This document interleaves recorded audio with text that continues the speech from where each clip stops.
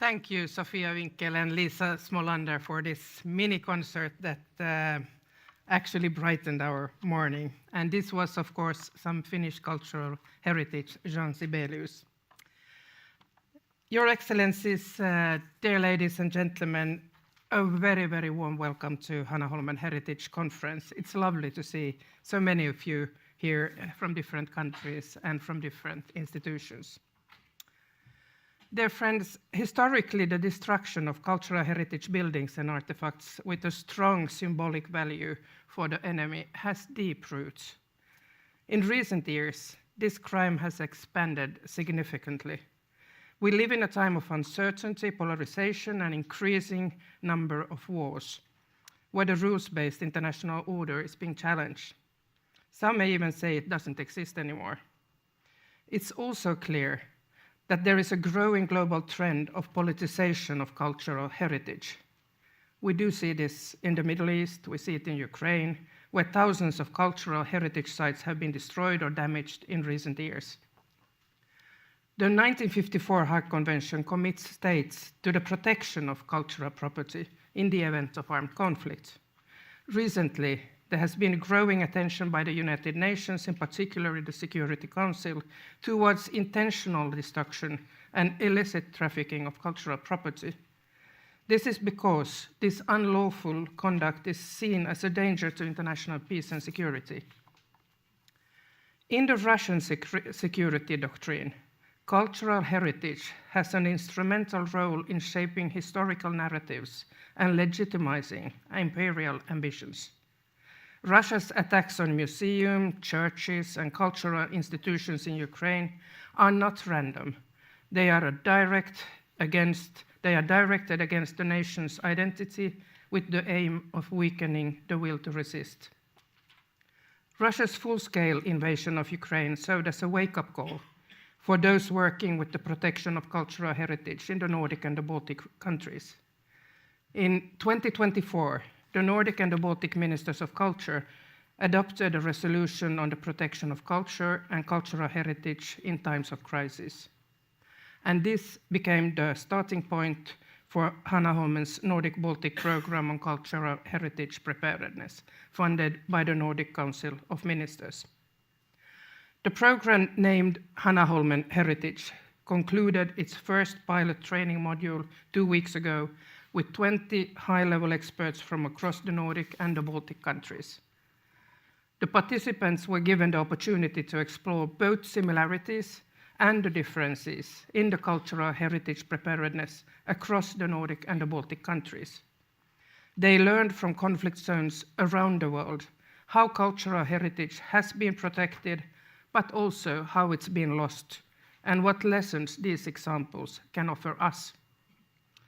Based on the discussions and the insights generated during the course, Hanaholmen complied and formulated a set of recommendations which will be discussed by the training program participants later in a panel session today. Let me nevertheless mention 2 of the recommendations concerning digitalization and joint exercises.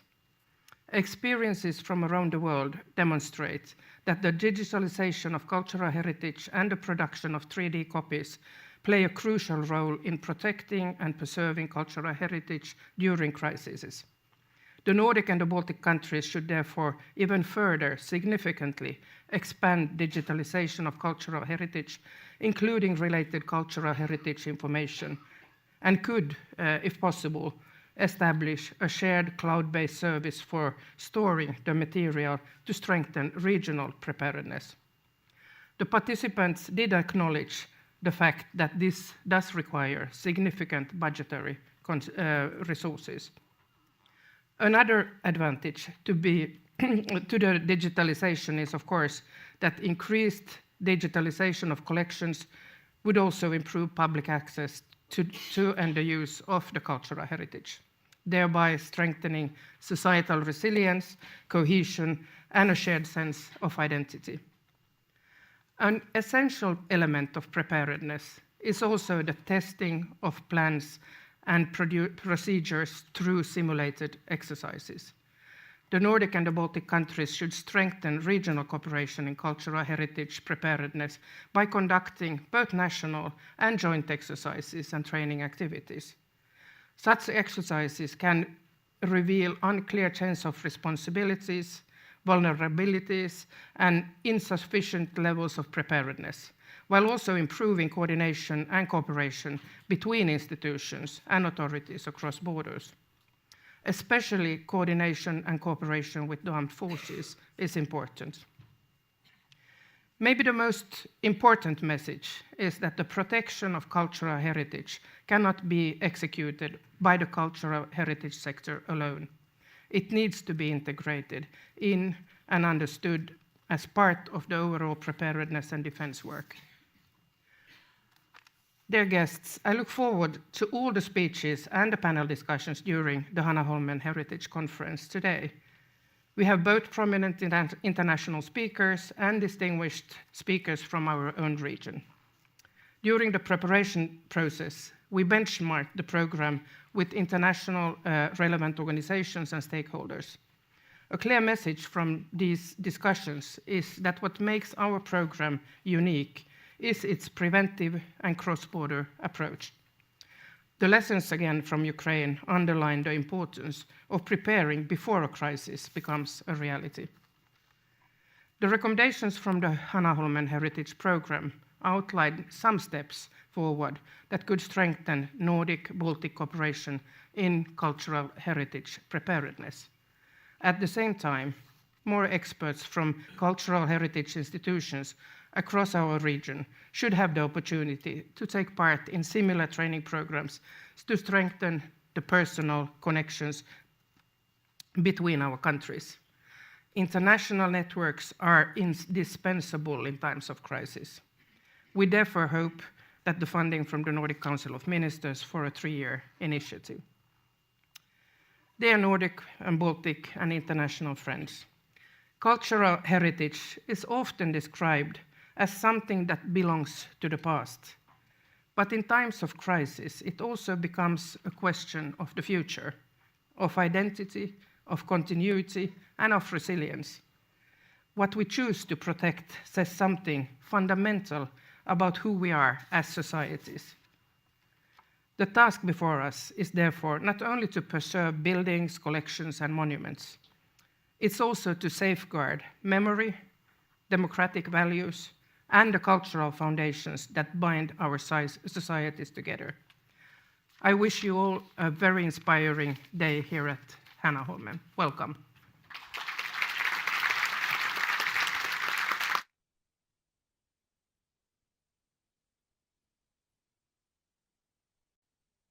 Dear Nordic and Baltic friends, on behalf of the Nordic Council of Ministers, it is my great pleasure to greet you at Hanaholmen here today.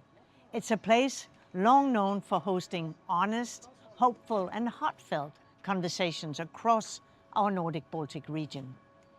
As you sit there by the water, I would like to ask you to think of the lighthouses that mark our Nordic and Baltic coastlines. In calm weather, they blend into the horizon, but in turbulent times, their purpose becomes unmistakable. They guide, steady, and connect those who navigate uncertain seas. Our cultural heritage plays a similar role. It is a lighthouse of memory and meaning, illuminating our shared stories, our languages, and the traditions that anchor our democracies. It reminds us of where we come from, and it helps us chart where we are going, particularly so in uncertain times. No countries are closer to us Nordics than Estonia, Latvia, and Lithuania. The Nordic Council of Ministers offices in the Baltic countries were established in 1991. And so 2026 marks not only 35 years of independence, but also a close Nordic-Baltic cooperation. We share the same set of core values, but also fundamental challenges. And right now, some of the most important of them are related to threats to the safety and security of our countries. And this is why the Nordic Ministers for Culture have initiated and funded the Hanaholmen Heritage Program. It is a direct follow-up to our joint Nordic-Baltic ministerial declaration from 24, affirming the essential role of culture and cultural heritage in building democratic and resilient societies. And through this program, we strengthen knowledge, preparedness, and cooperation, ensuring that our cultural sector is ready for the challenges of today and tomorrow. And these challenges are not only related to war and external threats. The profound societal changes of recent years have shown the importance of fostering resilient societies that can withstand different types of crises, from natural disasters and climate change to attacks on human rights and democracy. So therefore, we build resilience and cohesion not only through concrete preparedness exercises, but also through the ongoing Nordic and Baltic cooperation, through day-to-day exchange of people, ideas, and knowledge. And today, you will contribute to that exchange. So I really wish you an inspiring day with fruitful discussions, and I really hope that you will return home with valuable insights and new connections to carry forward, because your important work strengthens the cultural lighthouses that guide our region forward. Thank you.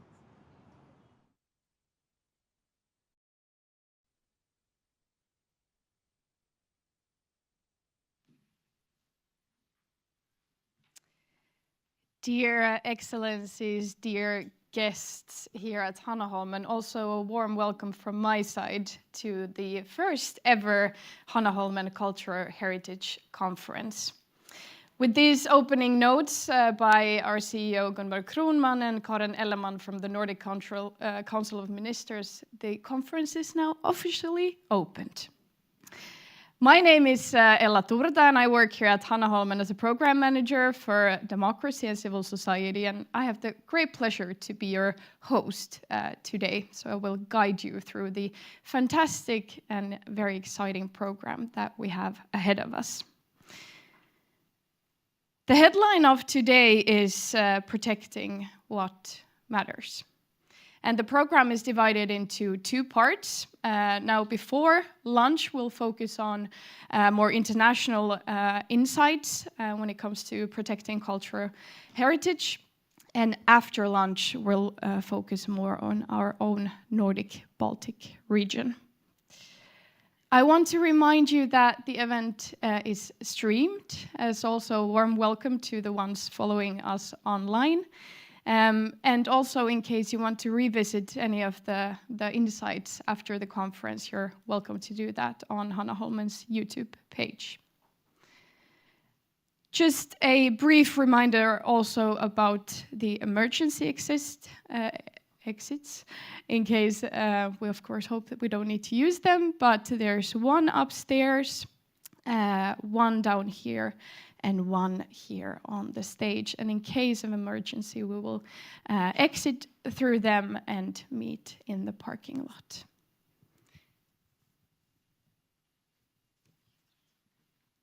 As Gunvor was talking about, we're reminded that Russia's full-scale invasion in Ukraine continues to destruct museums, archives, historical sites, art. And we all need to be reminded that defending culture is really defending identity, history, and the future itself. We now have the great honor to learn and hear about saving cultural heritage during an ongoing war by Oksana Barshynova, from the Deputy Director General for Exhibitions by the National Art Museum in Ukraine. Warmly welcome.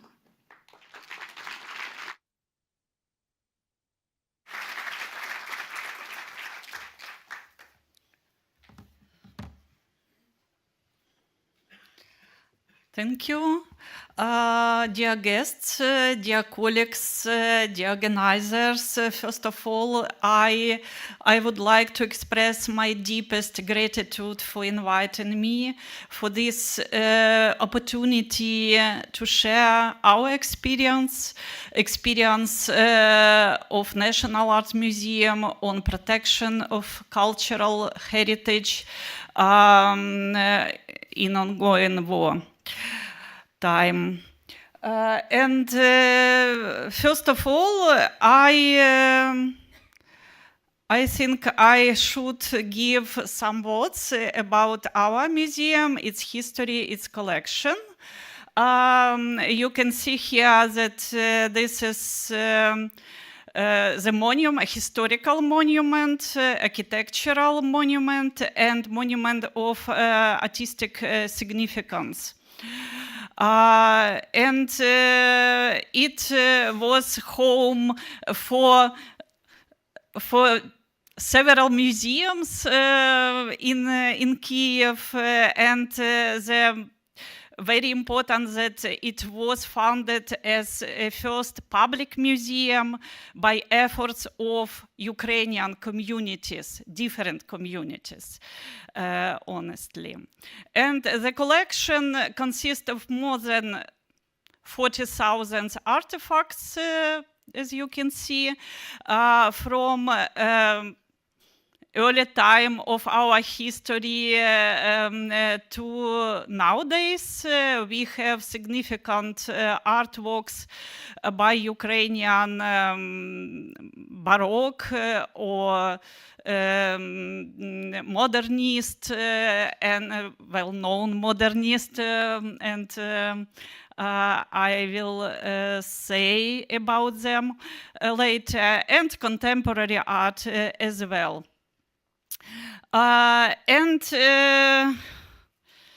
It's about it's something about our life before full-scale invasion. The museum was full of people, and we held a lot of events, a lot of exhibition, and we returned some very important names and facts and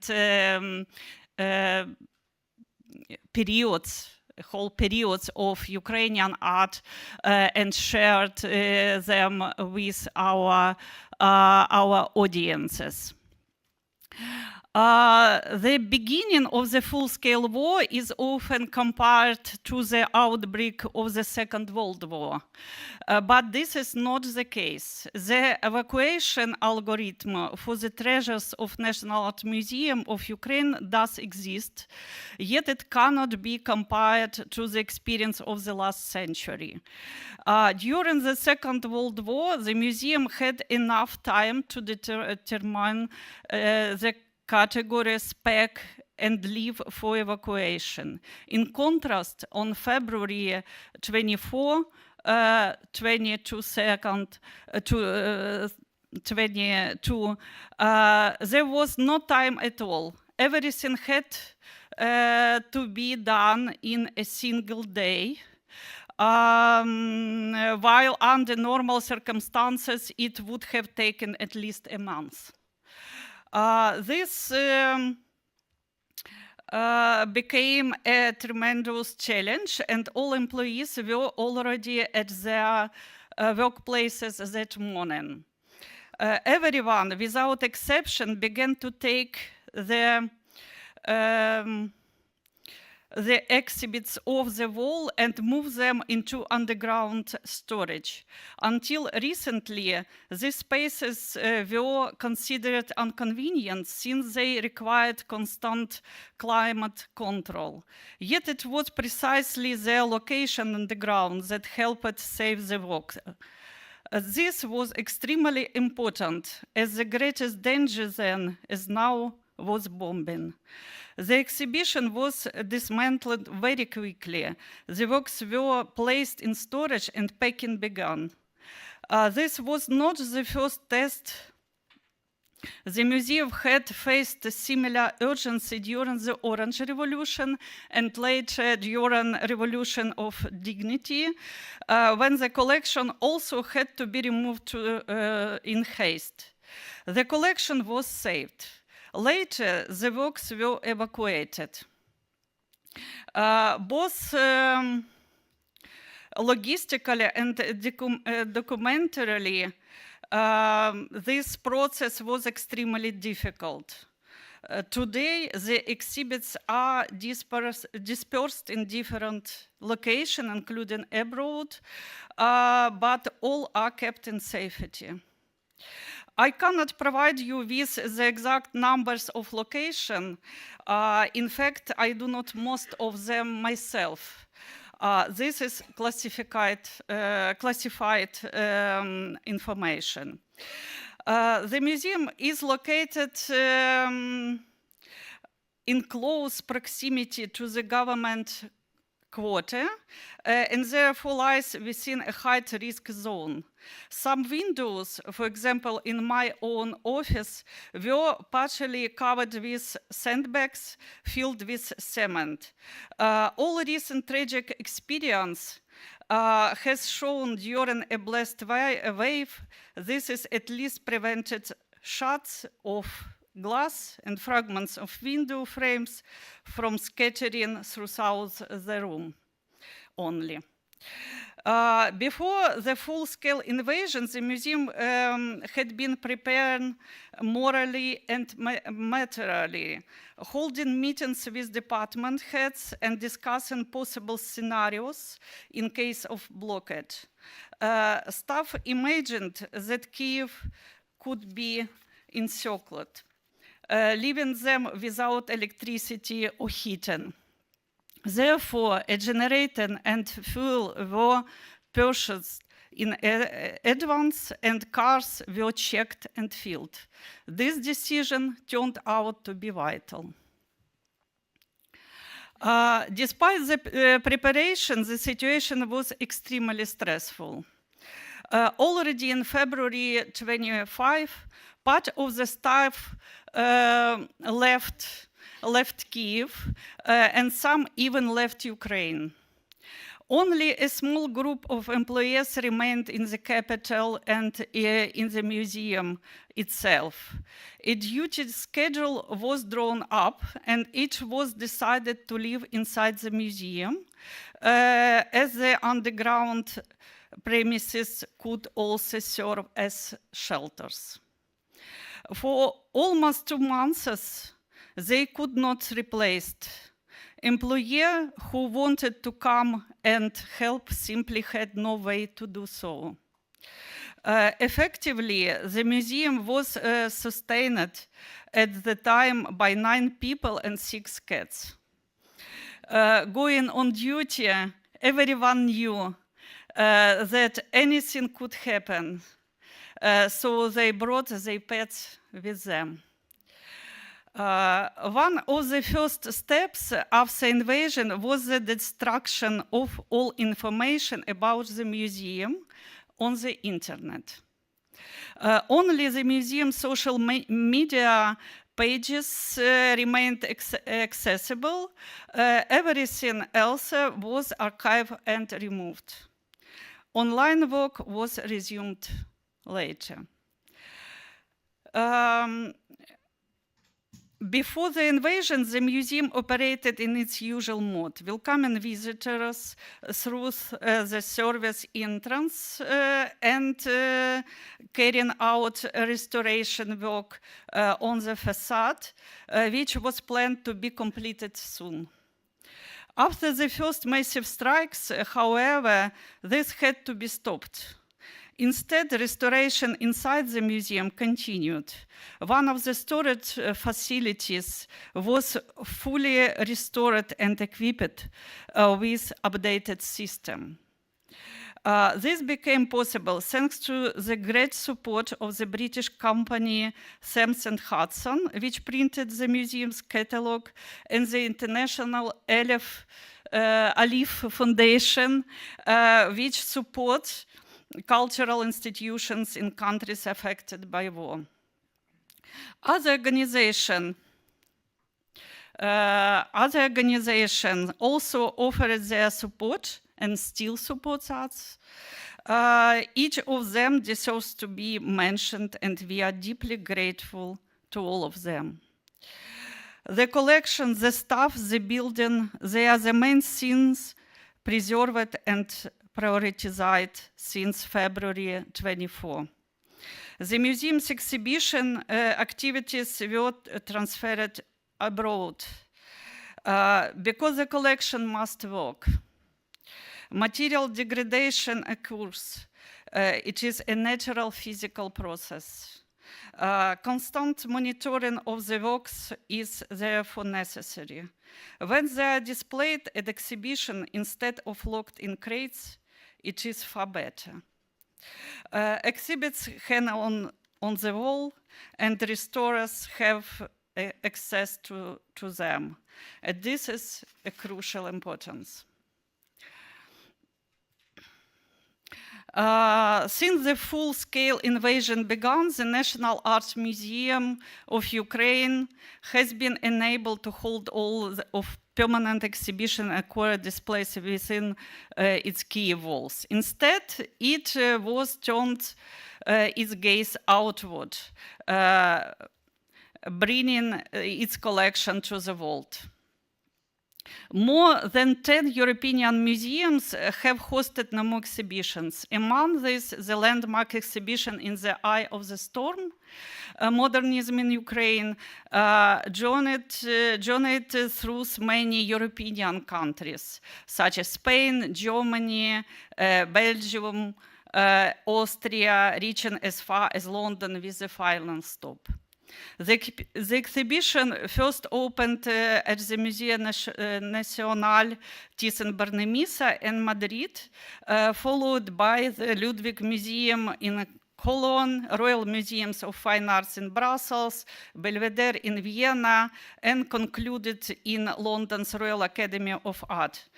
Each presentation offered audiences a vivid survey of Ukrainian modernism, bold expression, and resilience, featuring works by Kazimir Malevich, Alexandra Ekster, El Lisitsky, Alexander Bogomazov, David Burlyuk, Mikhailo Bachuk, and others whose stories defy erasure.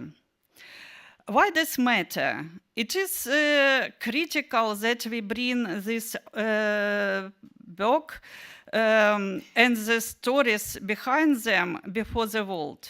Ukrainian artists such as Kazimir Malevich, born in Kiev, and David Burlyuk, often dubbed the father of Russian futurism, yet born in Ukraine with Cossack roots, have long been subject to Russian attempts to appropriation. They are still widely labeled as Russian in international discourse.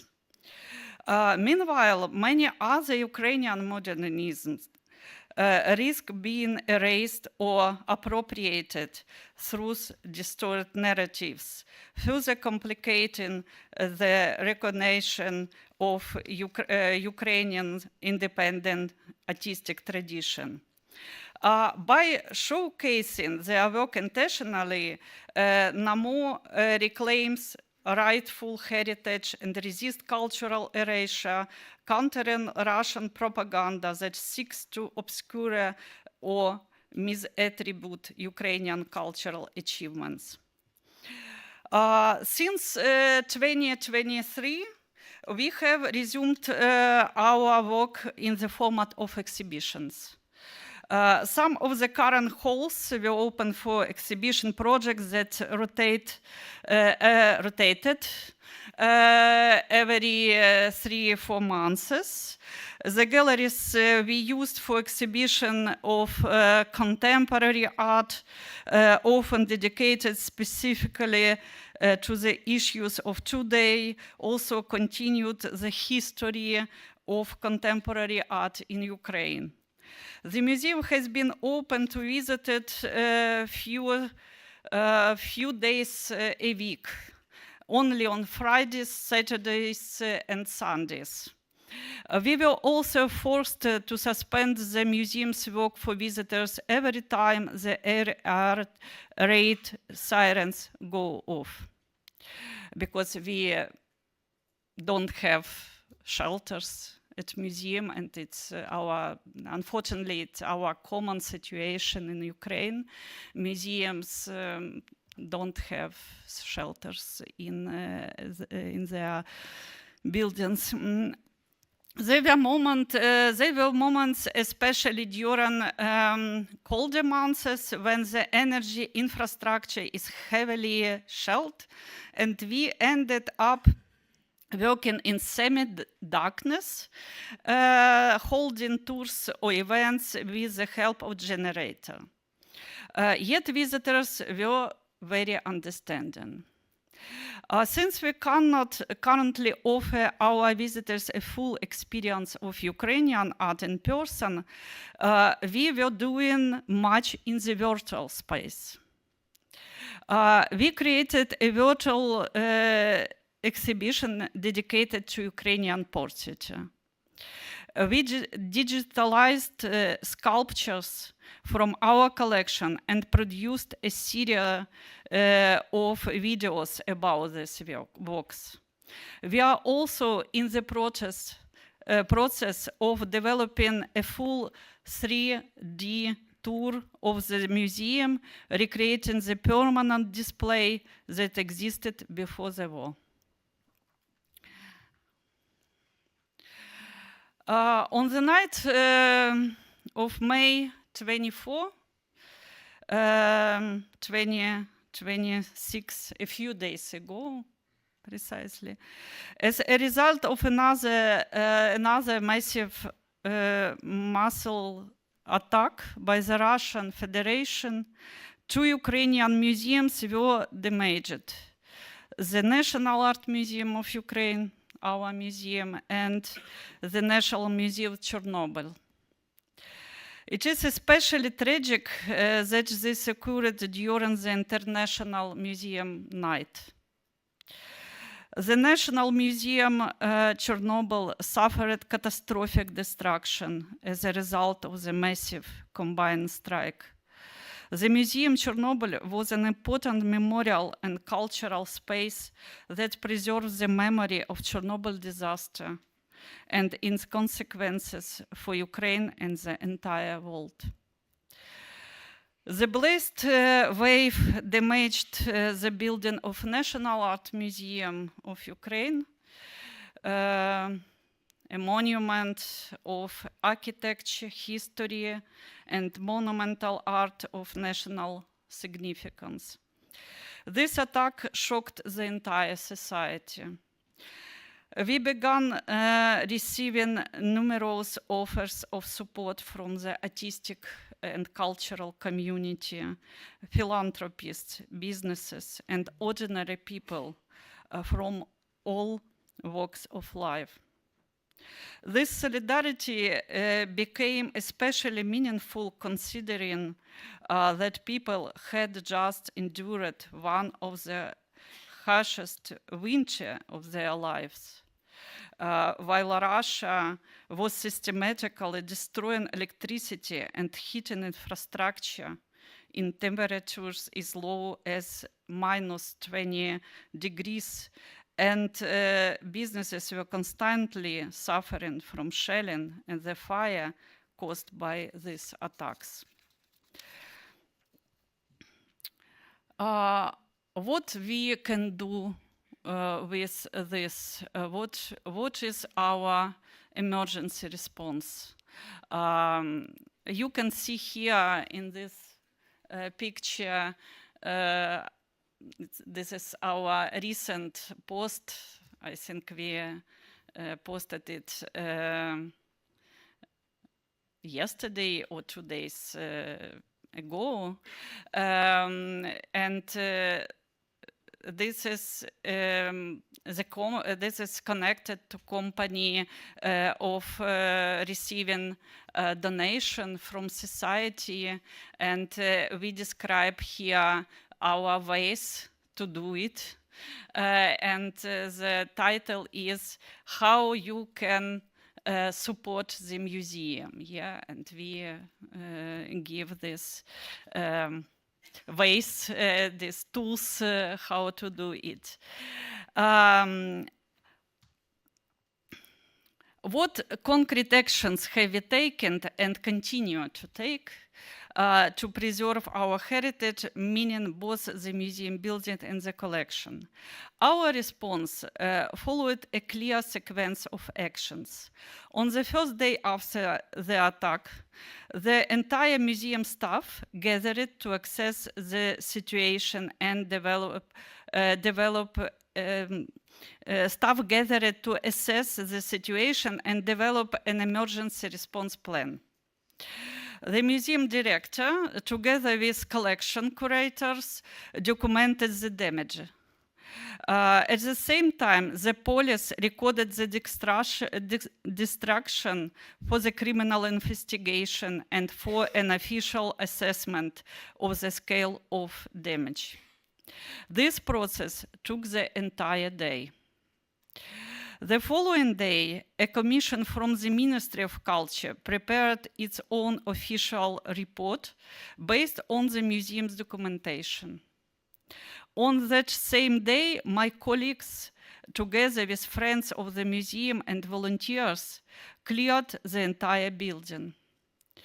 Because the museum no longer had functioning windows and doors, we established a 24-hour watch to support the security staff. Municipal services arrived very quickly to remove the debris. There was extensive destruction throughout the entire district, and personally, it was the first time I had witnessed such effective coordination. At present, the windows and doors remain temporarily sealed with wooden boards, a common emergency measure used across Ukraine immediately after attacks, before restoration work can begin. At the same time, we organize the collection of donations and public assistance as the public response and willingness to help preserve the museum were overwhelming.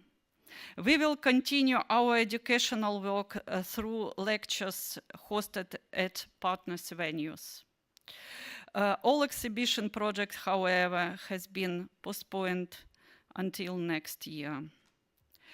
Our next step is a comprehensive structural assessment of the building in order to evaluate its condition and begin planning the restoration process. And every one of us does everything what we can, what everyone can, and thank you for your time, thank you for your attention.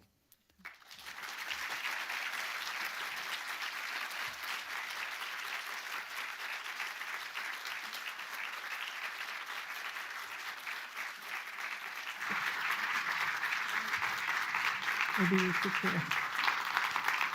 And Owen and Ratish, maybe you come up.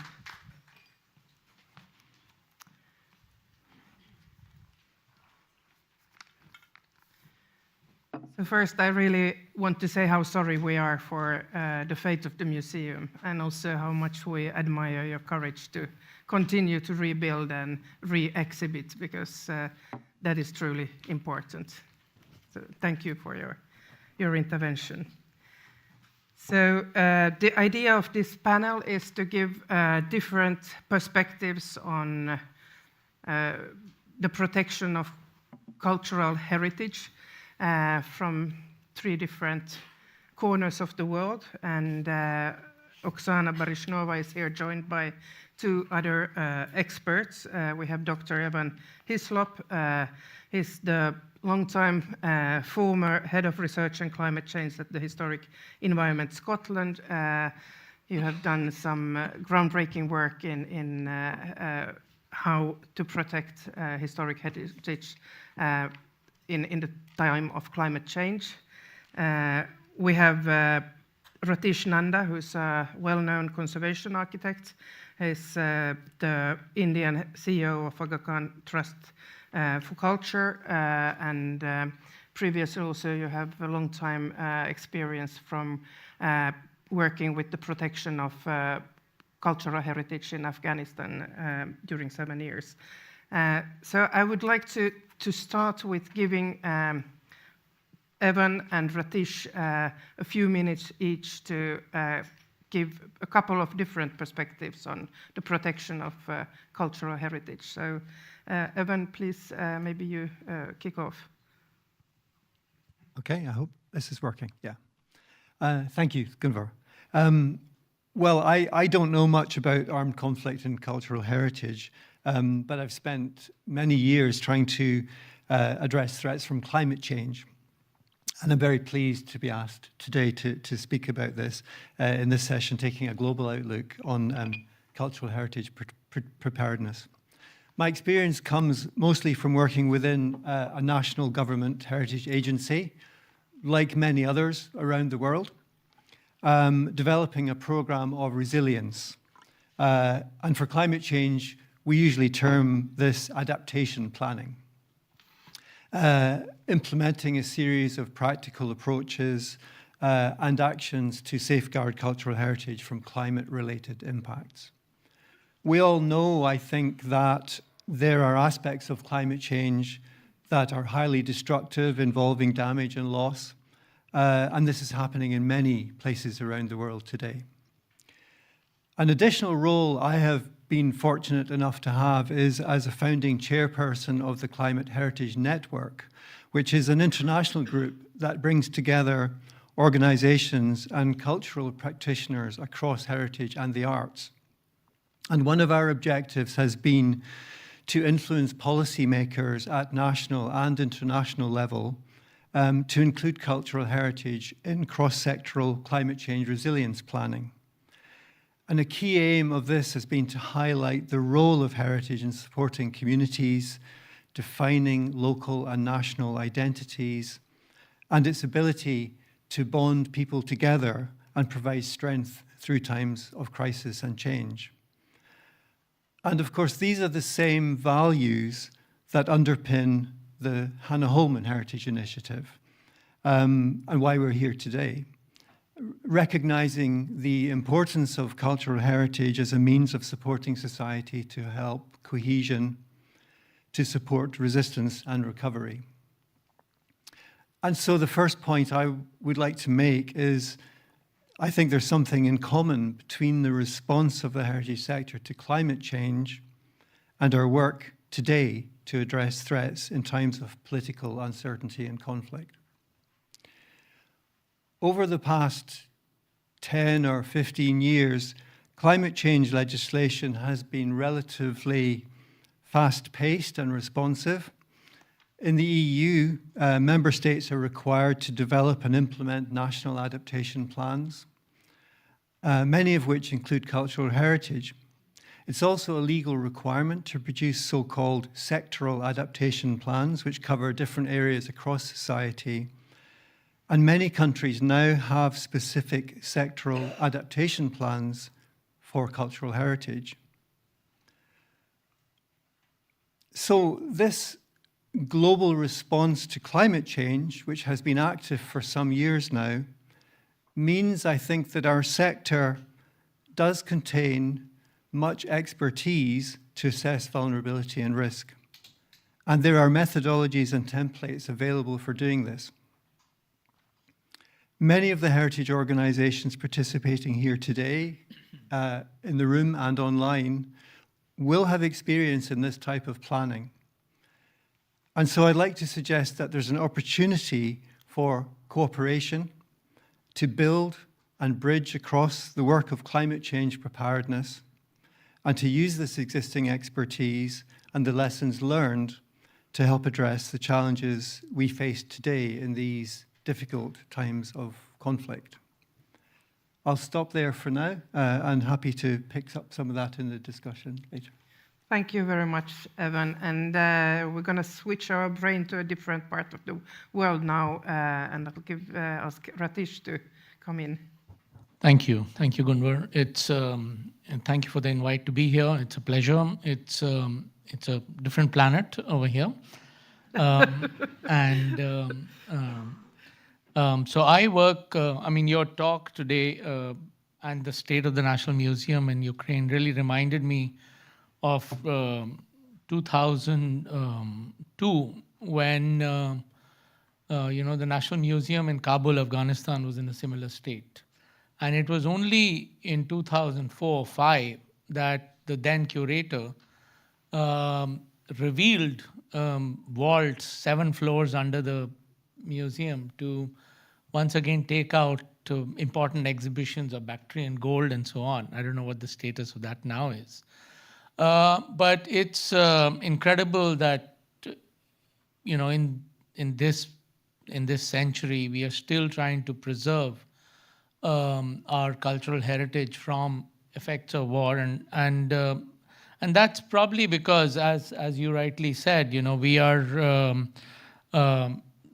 defending what matters and what culture. It's an identity of pride. So I, as Gunvor introduced, work for the Aga Khan Trust for Culture. We work across the world, but also in countries such as Afghanistan, Syria, Cairo, Pakistan, etc. We are part of the Aga Khan Development Network. So what we've been doing for the last 30, 40 years is leveraging cultural heritage to meet a lot of the development goals. We partner with several governments across the world and agencies such as ALIPH to use culture as a bridge, which is critical in understanding what the objective is and meeting major social economic development objectives. Now, in 2002, when I did go to Afghanistan, it was to restore a 16th century garden.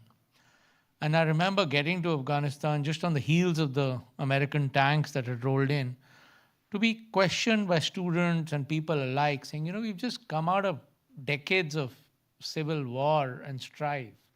And why are you talking about restoring a garden? For heaven's sake, we need hospitals and schools and everything else.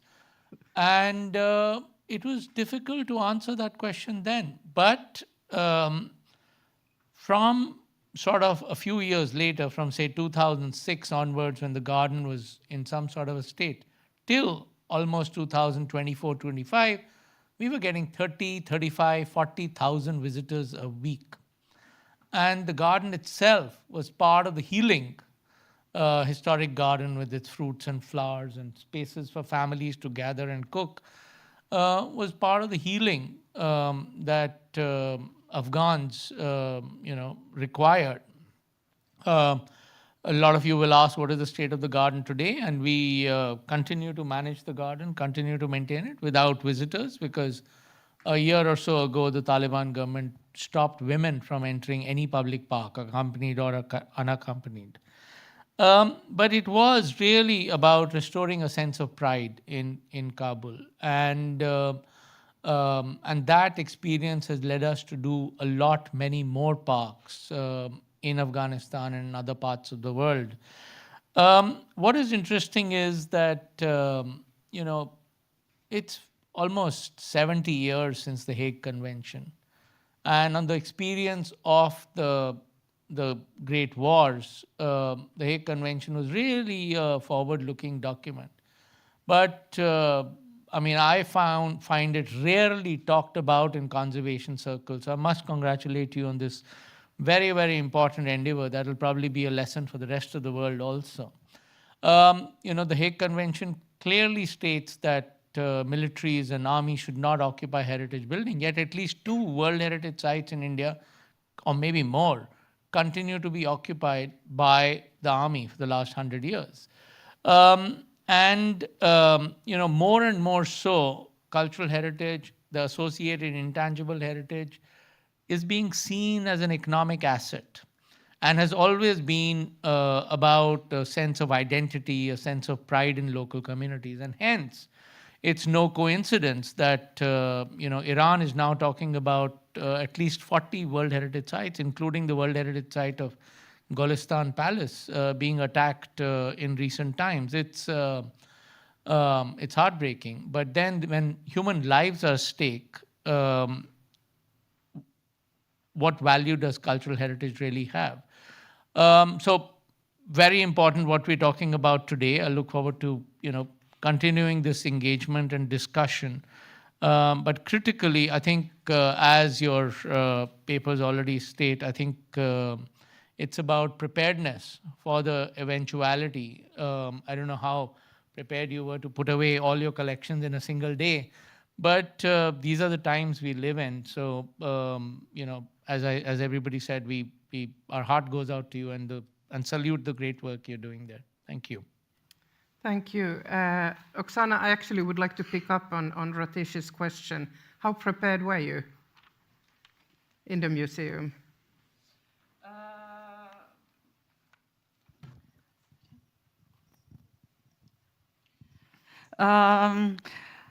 It is difficult to answer because, as I said, all preparation, we cannot be prepared for everything, yeah, but we should remember that the most important things are people, our team. First of all, then our collection. After that, of course, our collection. Yeah, and luckily we have our walls after this attack. Yeah, and I think it's great bonus because museum around the Ukraine not at all. Some of them we know exist without walls, and they displaced or they suffer under attack. So how would you say that public perception of cultural heritage, has it changed during this recent war? Yeah, absolutely. Cultural heritage plays an important role in our society today, and we can see it in different cases, in different situations. In our case, when museum was damaged by attacks, we can see a lot of efforts from societies, yeah, and it's uniting around the museum and support museum and museum staff as well. But not only this. I think the most important things that our people want to learn more about culture, because Ukrainian culture as well, because culture became something like symbol of resilience, yeah, symbol of national identity, which attacked by Russia every day. And we can see it everywhere and every time, and you can see my shot. It is a confirmation of this interest. Yeah, it's an engaging of society in Ukrainian heritage, because this is this clothes inspired by Kosiv ceramic, this very traditional craft in Ukraine, and yeah, it's the best way of remembering and I don't know, maybe introducing the culture for wide audiences. Yeah. Yeah, I actually read somewhere that the selling of Ukrainian poetry has increased 300% during the war. So I think it's one sign that culture matters, actually. But Ewan, you have this long experience of working with trying to mainstream climate consequences into mainstream civil preparedness. Are there any lessons to be learned if we talk about conflict situations? How do we actually get it mainstreamed into general civil preparedness thinking? Because the cultural sector alone cannot solve a crisis situation. I think there are, of course, differences between climate change and the impacts of armed conflict, but there are also similarities. We tend to divide climate change into two types of impacts, so-called slow onset, and the other is rapid or catastrophic, involving destruction and loss. It's possible to plan for both, and there are common approaches to increase preparedness and resilience. As I said earlier, there are many processes available that different actors are using in terms of preparedness. There's a number of good ones online. There's a new UNESCO one that I would point out called Future Escapes, which is online recently on the UNESCO website. And these are very interesting because they tend to be step-by-step processes, and they tend to be quite similar in their approach, starting with stakeholder mapping, so who's involved, who needs to be involved, the broad communities, as well as professionals, who do we involve in the process. Data mapping is very, very important to begin that documentation process that you've referred to. What information do we need to know? Followed by an assessment of threats, and often that's done through a sort of standard risk assessment type approach, so looking at likelihood versus impact or severity. And then a process of collaborative working, when people come together and discuss potential actions of protection, but also actions after an event has happened in terms of response. So there are well-established processes which can be adapted, I think, and they're very useful. I think with armed conflicts, the threats differ from much of climate change work, but the rest of the process is comparable, I would say. I think the other experience we have is that building resilience it's a process rather than a single outcome.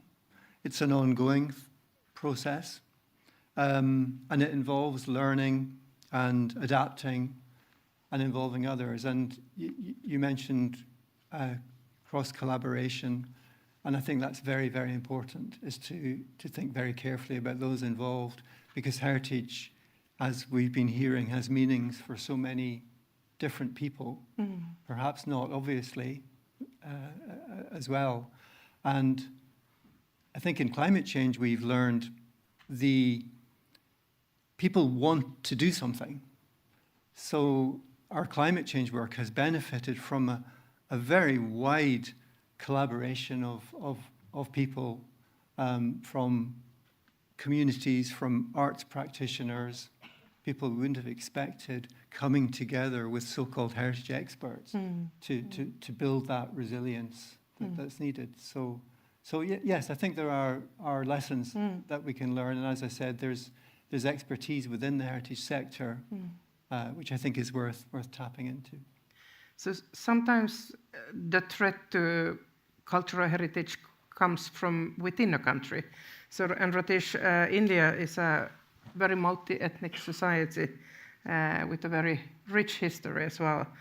So we've seen a lot of rise in the Hindu nationalism past years. And at the same time, you have more than 200 million Muslims living in India. How is this playing out in the narrative of India, and what can we learn from your experience? And I ask you the question because I know that you work with these questions. Well, that's not going to be an easy one to answer.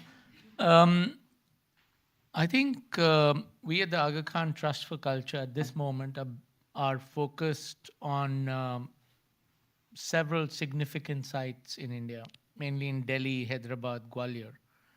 Out of these, at least the sites in Hyderabad and Delhi are predominantly Muslim heritage.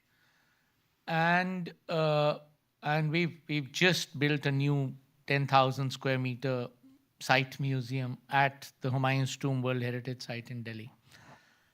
And I can tell you that, I get asked similar questions often, like, how do you do this in this day and age? But working in Delhi, we've only had support from the federal government. The only problem ever has been bureaucrats being unsure of themselves and trying to second guess their political masters. But once you've got a sensible bureaucrat, I think it's fine. But how does that really, go with the scenario today where many of these 200 million Muslims, are being trolled, nose rubbed in the ground and so on? I don't know. I'm not sure. But what I do know and what I am sure about is it makes our work extremely, extremely important, because a lot of this suspicion, I wouldn't use any stronger words, of other community comes from a lack of understanding or knowledge of these communities. So when, everybody loves good music, we had a lovely musical beginning to our session today, which was really lovely. Everybody loves food. Everybody loves art, architecture. And when you're looking at food, music, craft, you're not sort of saying whether this is Muslim or Hindu or Christian. So we've got a new park in Delhi, which last year got in 1.7 million visitors. This is the only ticketed park in Delhi. Delhi has 17,000 parks. But, people are coming in, and a lot of them are Muslims who, as we said, are coming possibly because of their identity, something they can relate to. But we also have a lot of music. We also have a lot of, different type of cuisines. And we're using art, architecture, museums to really allow people to understand each other, in the hope that we will be part of this large-scale healing process, which is very important. I mean, I think India suffered because of partition. Many millions died, and those wounds have not healed. In fact, they've been, those wounds have been used to politically divide and rule. So I think culture is one possible bridge to solve that problem. I really don't see any other medium as effective as culture to address this issue. Thank you. I would like each one of you to shortly just, if you like to give us some advice in our region, what would you advise us to do in improving the cultural preparedness when it comes to heritage?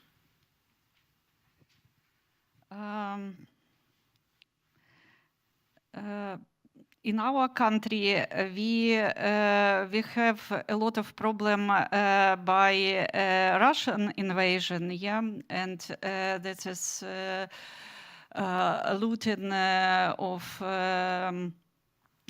looting and removal of museum collections and from occupied territories especially, and of course destruction and damage of historic sites and museums and cultural institutions and other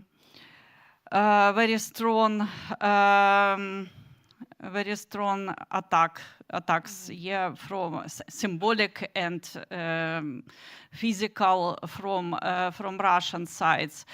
I think the main way is to united communities, to united society, and I think it's one possible way to be strong, to be resilient, and save our identity, our significance against these risks of ongoing war. I think from the climate change perspective, some lessons learned, perhaps some challenges that we faced. Two points. Mainstreaming, I think it's been very important for us. One of the problems we faced was a perception of climate action and preparedness as being seen as an additional burden that resource challenged agencies, etc., had to deal with. So I think mainstreaming these actions into normal planning process, normal heritage management processes are vitally important.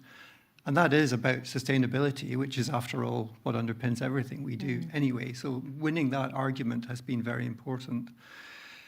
Also, a cross-sectoral approach. The heritage sector can't make progress if we work in a bubble. So we need to be multidisciplinary.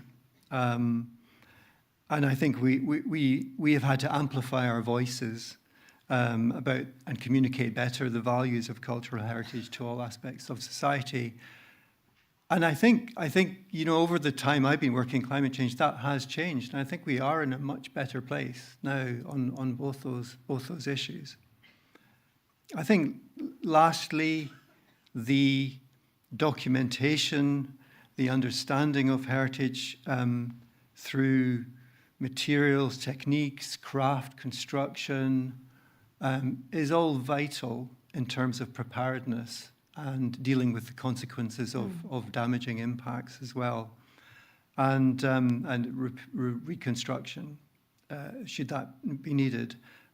A well-maintained heritage asset is one that is better prepared.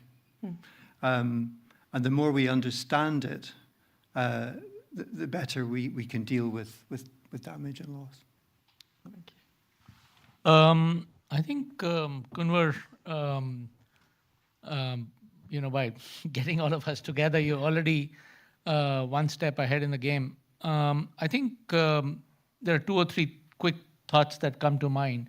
One is, in the 1950s, the Hague Convention, allowing for later additions, I think it's a pretty good document. And I think, the Nordic countries played a important role in the post-war, getting people together. I think if this platform could be used to really remind the world that this convention exists. It's been signed by many of the people today indulging in willful destruction of our cultural heritage. I think the world needs to stand together to protect the cultural heritage. I think that reminder needs to go through. I mean, a lot of people since 1954 have really forgotten about the Hague Convention. I was telling some people there are at least 2 World Heritage sites in India which are occupied by the army, still, which the Hague Convention doesn't, frowns upon. The second thing is,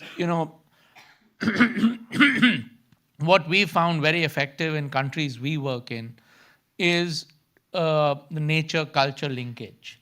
And, Finland, ideal place to start on that. But we realize that not everybody understands the value of the cultural heritage, but everybody understands the value of green, tree, environment, and so on.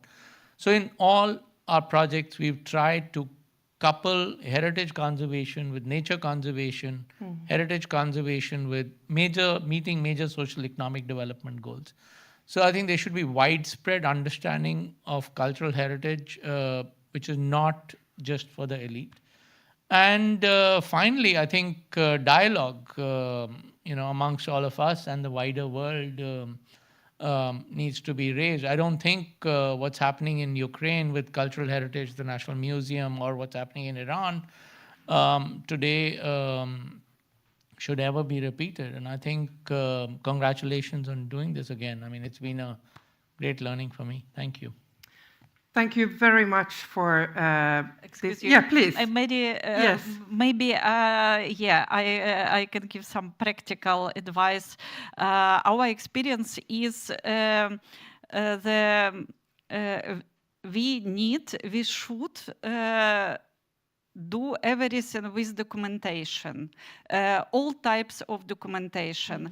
Our Ministry of Culture has website, web resource on which we can collect everything about crimes against our cultural heritage. And of course, UNESCO reports are very supportive. And very useful for our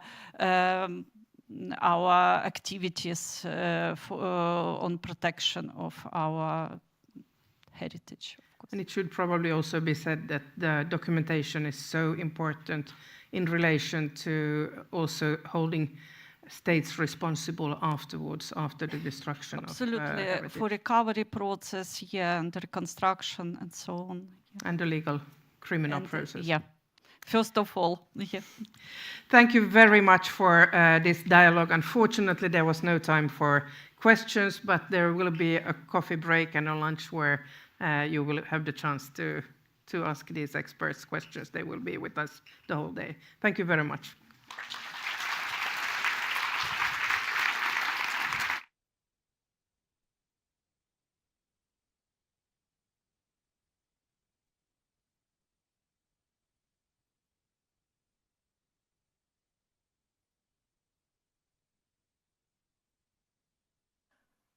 Distinguished guests, ladies and gentlemen, it is an honor for me to join the Hanaholmen Heritage Conference, and I regret that I could not participate in the meeting in person. I sincerely thank Gunvor Kronman, CEO of Hanaholmen, for the kind invitation to share my reflections as Director of the Culture and Emergencies Entity at UNESCO. First, I wish to commend Hanaholmen for successfully launching its Nordic-Baltic program dedicated to training in cultural heritage preparedness. I also sincerely thank the Nordic and Baltic Ministers for Culture for initiating this activity and the Nordic Council of Ministers for coordinating and funding the program. Today's dialogue invokes a question that is both timely and critical.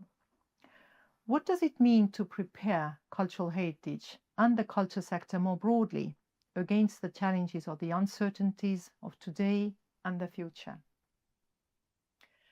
From cherished historic monuments and museums to living heritage practices and contemporary art forms, culture enriches our lives in countless ways and helps build inclusive, innovative, and resilient communities. Protecting and safeguarding the world's cultural and natural heritage and supporting creativity and dynamic cultural sectors are thus fundamental to addressing the challenges of our time, from climate change to poverty, inequality, digital divide, and ever more complex emergencies and conflicts. Our cultural heritage continues to face increasing threats. In Europe, since 2022, UNESCO has verified damage to over 520 cultural sites in Ukraine, including most recently the Bernardine Monastery within the World Heritage Property of Lviv, the ensemble of the historic center. In the Middle East, hundreds of cultural sites have been reported as damaged or impacted by the recent hostilities, while cultural institutions have closed their doors to visitors, limiting the right of access to culture. Unfortunately, there are numerous examples from Iran, Lebanon, Gaza, Syria, Sudan, and Yemen.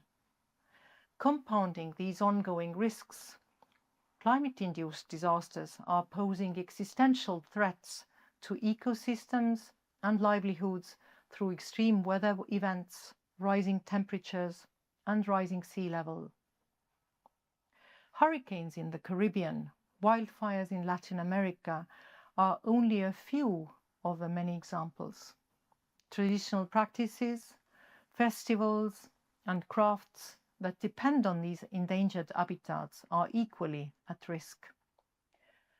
Yet what we have observed again and again is that the scale of the loss is not determined by the hazard alone. It is determined by whether peacetime preparedness measures were in place before the crisis struck. This is also the essence of the UNESCO Culture Conventions that promote the preservation, safeguarding, and promotion of culture in all its forms and expressions, and that emphasize the importance to prepare. When inventories of collections and monuments do not exist or are incomplete, recovery teams cannot establish what has been lost and what has been displaced and what must be recovered.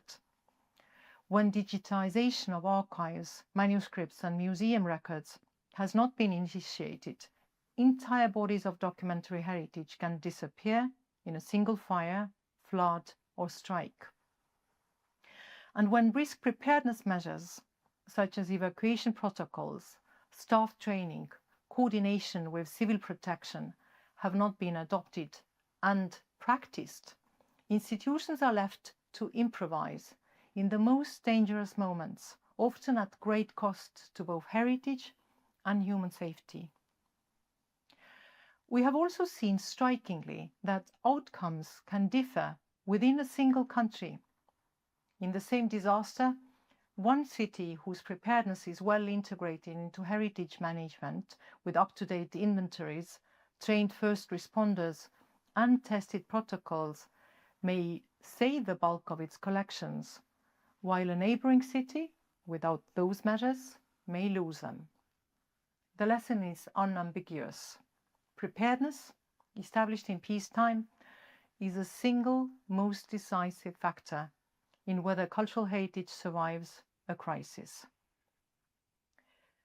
The world can no longer afford to treat culture as a passive victim or witness to crises and disasters.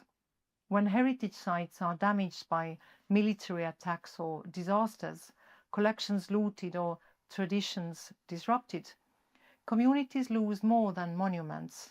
They lose social cohesion and shared meaning. The significance of culture in the lives of communities makes it a powerful tool for maintaining peace, building resilience, and serving as a basis for sustainable recovery. This is why UNESCO has given the issue highest priority. Therefore, even as multilateralism faces increasing scrutiny, it cannot retreat now.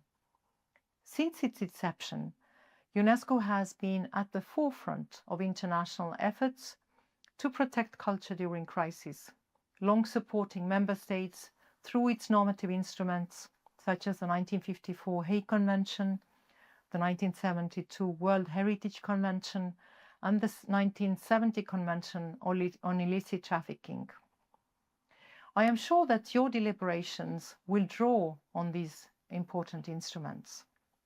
Moreover, in response to increasing risks, UNESCO has been leading initiatives and programs to help strengthen member states' preparedness and response capacities to prevent, mitigate, and recover from the loss of cultural heritage in situations of conflict and disasters, such as UNESCO's Heritage Emergency Fund, to which a number of the countries present today contribute. But international instruments and funding mechanisms, however vital, cannot substitute for preparedness on the ground. They are most effective when national authorities, cultural institutions, and local communities have already invested in inventories, digitization, risk assessment, and trained personnel before the next crisis arrives. Dear participants, this conference calls for actionable responses.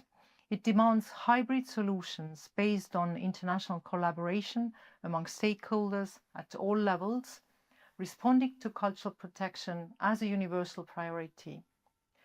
UNESCO strongly welcomes this conference vision. We remain fully committed to working hand in hand with Hanaholmen and all our well-established partners, such as ALIF, to realize this shared vision for a more resilient future. Thank you very much for your attention.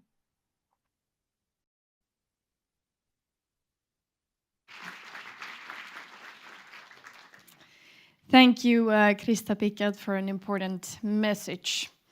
Now, we've heard many times people referring to ALIF here on stage, and it is now our great pleasure to hear more about their work on more about the work of International Alliance for the Protection of Heritage. Welcome on stage, Executive Director Valerie Freeland.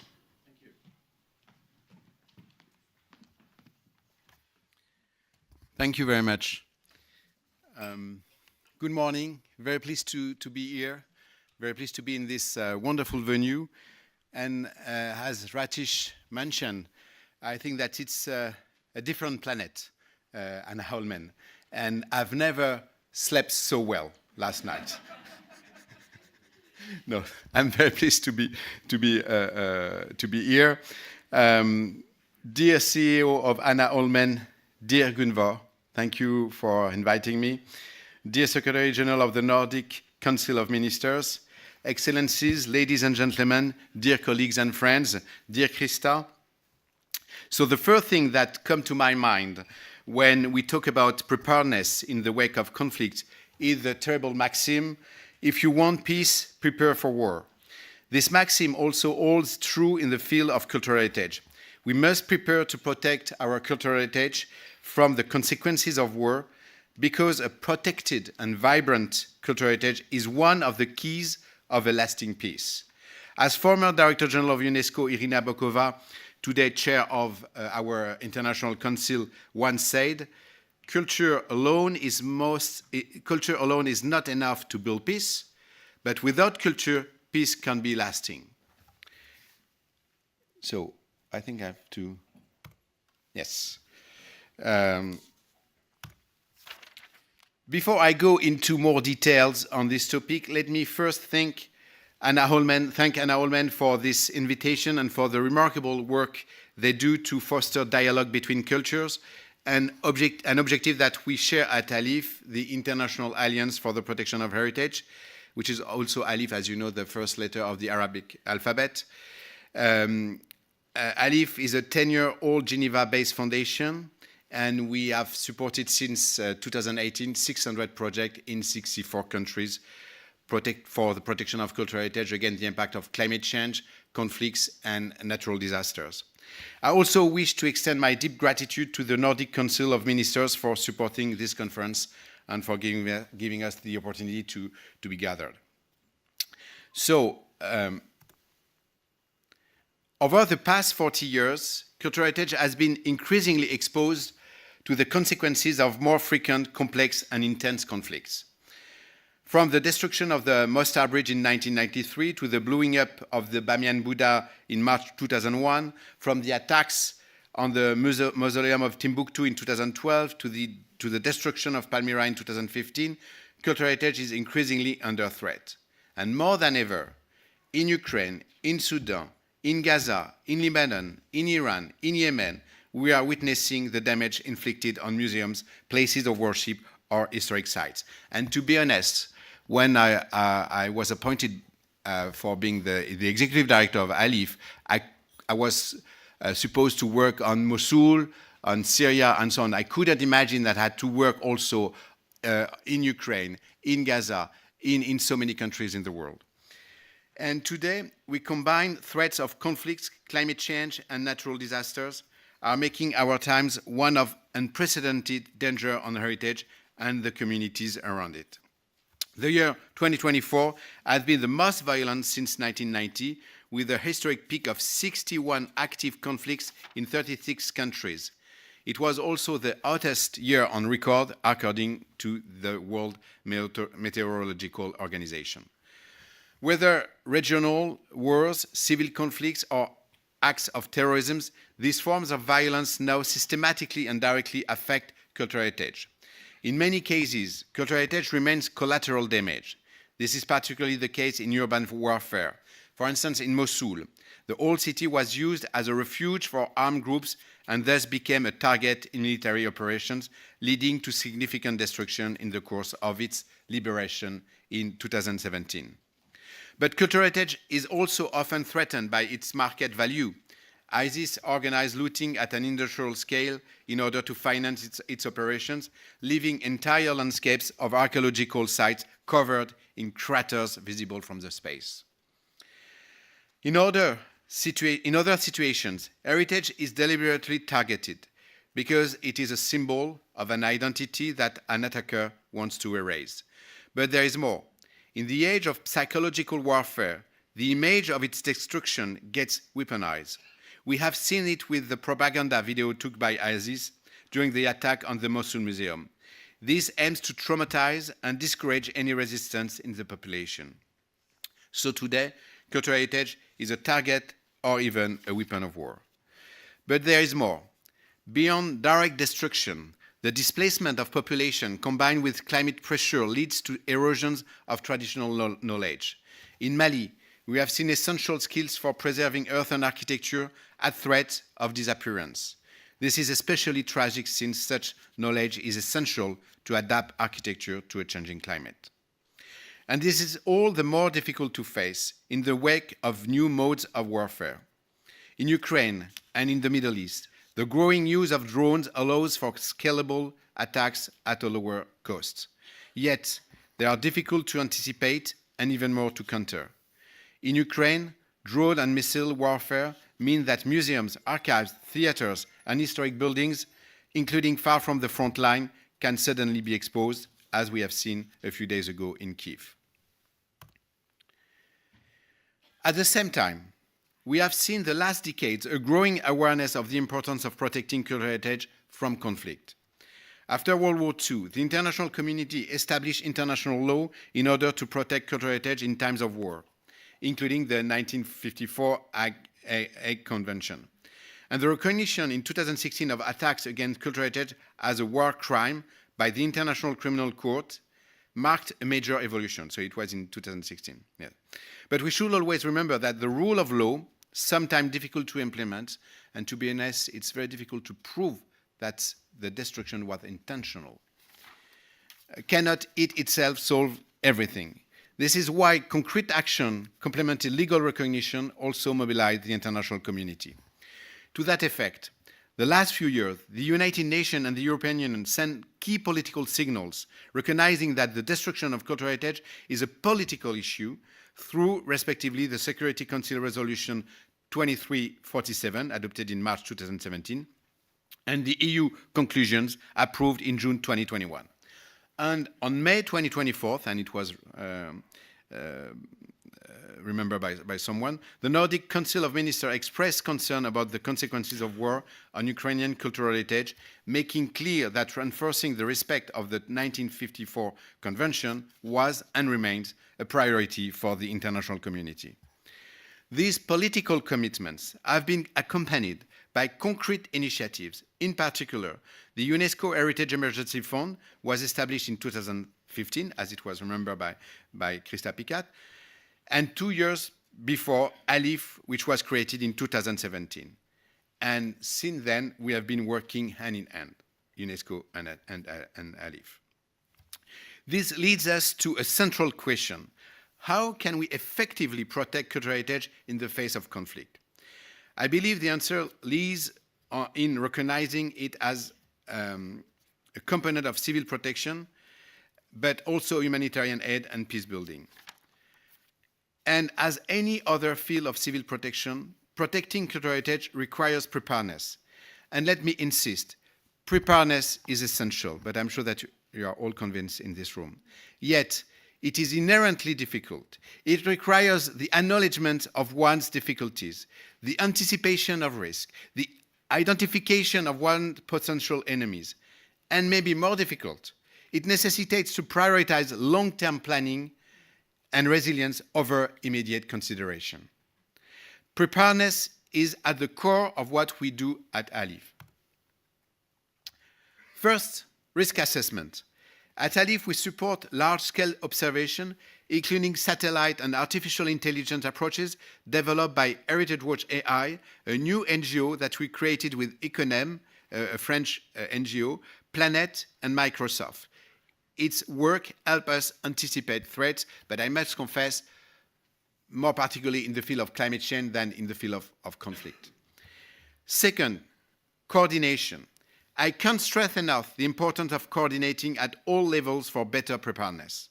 In Ukraine, we had to coordinate at the national, local, and international levels with multiple actors while maintaining adequately decentralized decision-making process. At a global scale, working with UNESCO has proved to be the necessary framework for worldwide coordination and an integrated approach for protecting heritage against all kinds of threats. And I do think that we also have to strengthen the coordination between the different pillars, the different areas. For instance, in Lebanon, they developed a coordination between the army, the Director General of Antiquities, and civil society, and it works. So we have to develop this kind of partnership in different countries. Third, capacity building. In Georgia, for example, a few years ago, we worked with the Blue Shield by equipping the Gori Museum with risk management tools and strengthen conservation and storage conditions. Fourth, documentation. We must document. We must develop inventories. We must digitize, but it costs a lot. We must admit that it costs a lot. We also must develop 3D documentation of the main monuments of countries, as we did in Ukraine with international or local NGOs, before any destruction occurs, and this means acting early at every scale. And fifth, preventive protection. Simple measures matter, even more when the context of implementation is terribly complex. Reinforcing windows can protect museums' collections from blast effects. Covering public statuary and monuments facades limits damage from debris of explosion. These practical measures can also continue to be implemented in the midst of a conflict whenever possible, and that's what we have done with Ukrainian professionals, and I want to thank the Ukrainian professionals and to pay tribute to them because you have been so active, you have been so courageous. You have been at the forefront of the protection of your cultural heritage, so congratulations to you. And I would say women from the field of cultural heritage. Yes, we can.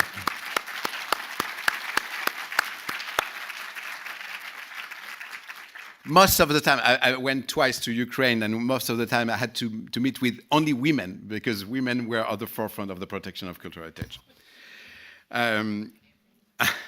These practical measures can also continue to be implemented in the midst of a conflict whenever possible. This is precisely what we have done in Ukraine since 2022, working on the same principle for almost 10 years everywhere. Action, action, action. That's our motto. Therefore, with the support of the European Union, we have protected about 350 collections of museums, libraries, and archives, and deployed 4 heritage ambulances, as you can see. These mobile units are equipped to protect, stabilize, and sometimes even restore damaged artifacts. This means that we can bring useful materials and solutions directly to those who need it most. That leads me to another point. We need to articulate legal protection with concrete measures. In Lebanon, for instance, UNESCO has placed 73 sites under enhanced protection since 2024. And yes, damage has been reported on some of these protected sites in the south of Lebanon, in some villages, but this should not erode our trust in the 1954 Convention.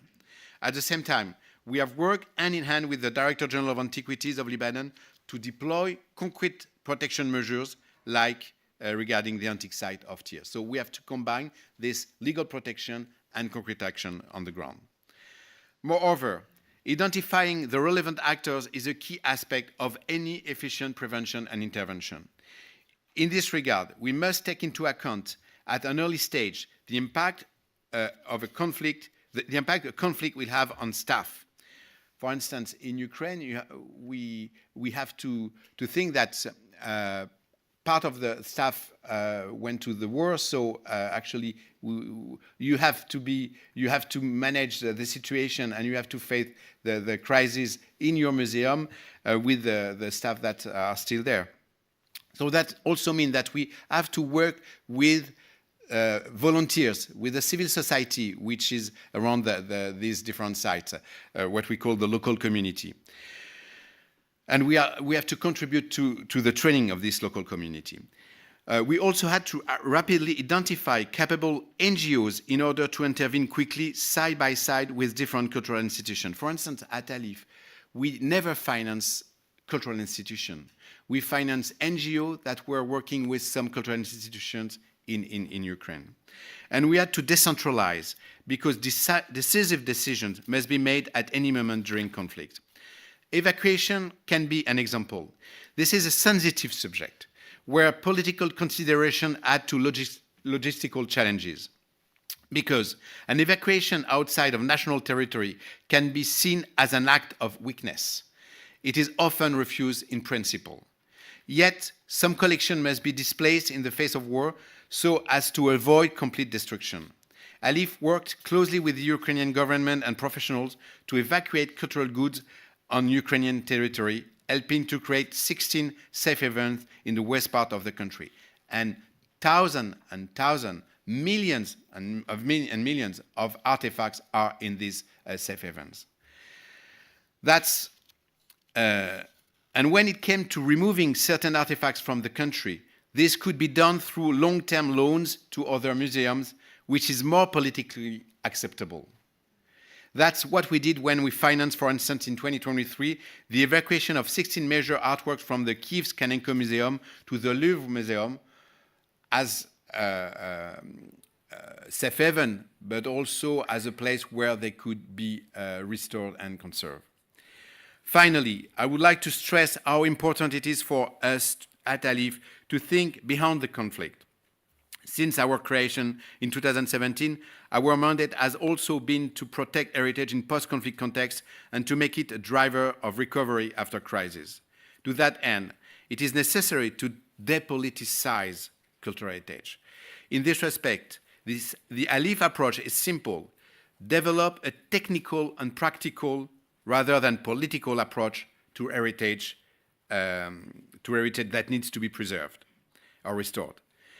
Respect heritage in all its diversity. And that's, for instance, what we have done, like UNESCO in Mosul, where we have financed the rehabilitation of 2 mosques, 2 churches, and because it was not possible to restore the last synagogue of Mosul, we financed the documentation of the former Jewish community of Mosul.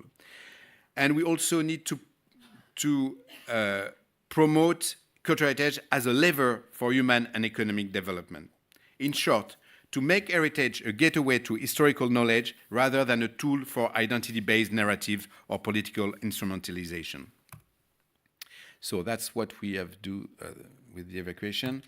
Well, done with the evacuation. And lastly, this is at the core of ALIF identity, a new multilateral instrument that measures its success solely by the impact it achieves on the ground. In that spirit, we are particularly pleased to have supported and contributed to the launch of the recent creation of the Ukraine Cultural Heritage Fund, UCHF, and we very much look forward to working together to deliver tangible and concrete results, as always, in Ukraine. Thank you for your attention.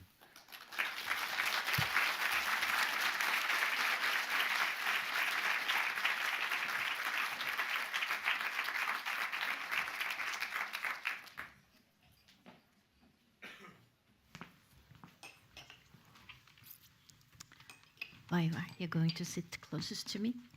Viveka, please, second. Karin, there. Fredrik, please. It's so nice to see everyone here. Thank you for being here and for inviting us. It's a great pleasure and indeed a privilege. Every convention is a child of its time, and so goes also for the 54 Hague Convention that rose in the ashes of the Second World War, and then after the conflicts in the Balkans during the 90s, we got to have the second protocol. One could say that the implementation of the convention has been almost non-existent for a while, but much has changed the last 10 years, more or less.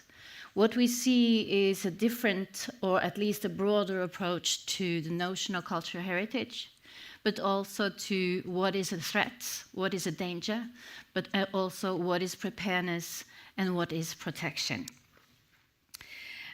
This wonderful panel that I have in front of me, we had a preparatory meeting to discuss what we wanted to highlight during our panel.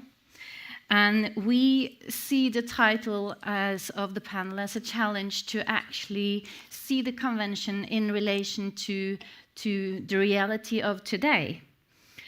Maybe we could discuss it as a tool, and maybe, hopefully, it gives new food for thoughts as to how cultural heritage could be used more as a strategic tool in the total defense of our societies.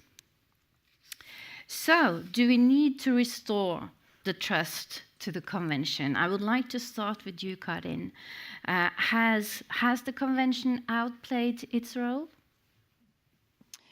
No, absolutely not. I think that's a big misunderstanding. But I think the convention in itself is actually fine. The major problem is the lack of implementation, as you were saying, that there's been a lack of urgency in implementing it properly. And there, as I think everybody in this room is well aware, of course, Ukraine was a wake-up call, not only in the sense for at least our part of the world, or at least I can only talk for Sweden now, that has not been in a military conflict for very long, that there was actually a war very close by. But also that the destruction that we saw to cultural heritage in Ukraine was not unintentional, quite the opposite. The fact that cultural heritage was a proper target, I think really spurred a lot of energy and activity that has now, I think, made the convention more acute than it has been. And for Sweden anyway, this is really the basis for all our preparedness planning at this point. Mm-hmm. Vaiva, what's your point of view from Lithuanian side? Thank you. Is it working? Yeah, I think. Okay. From our point of view, I think it was very good said previously that the Hague Convention should not be the trust rebuilded, but remembered. Because Ukraine in 2022, and it was the breaking point when we came back to these international instruments.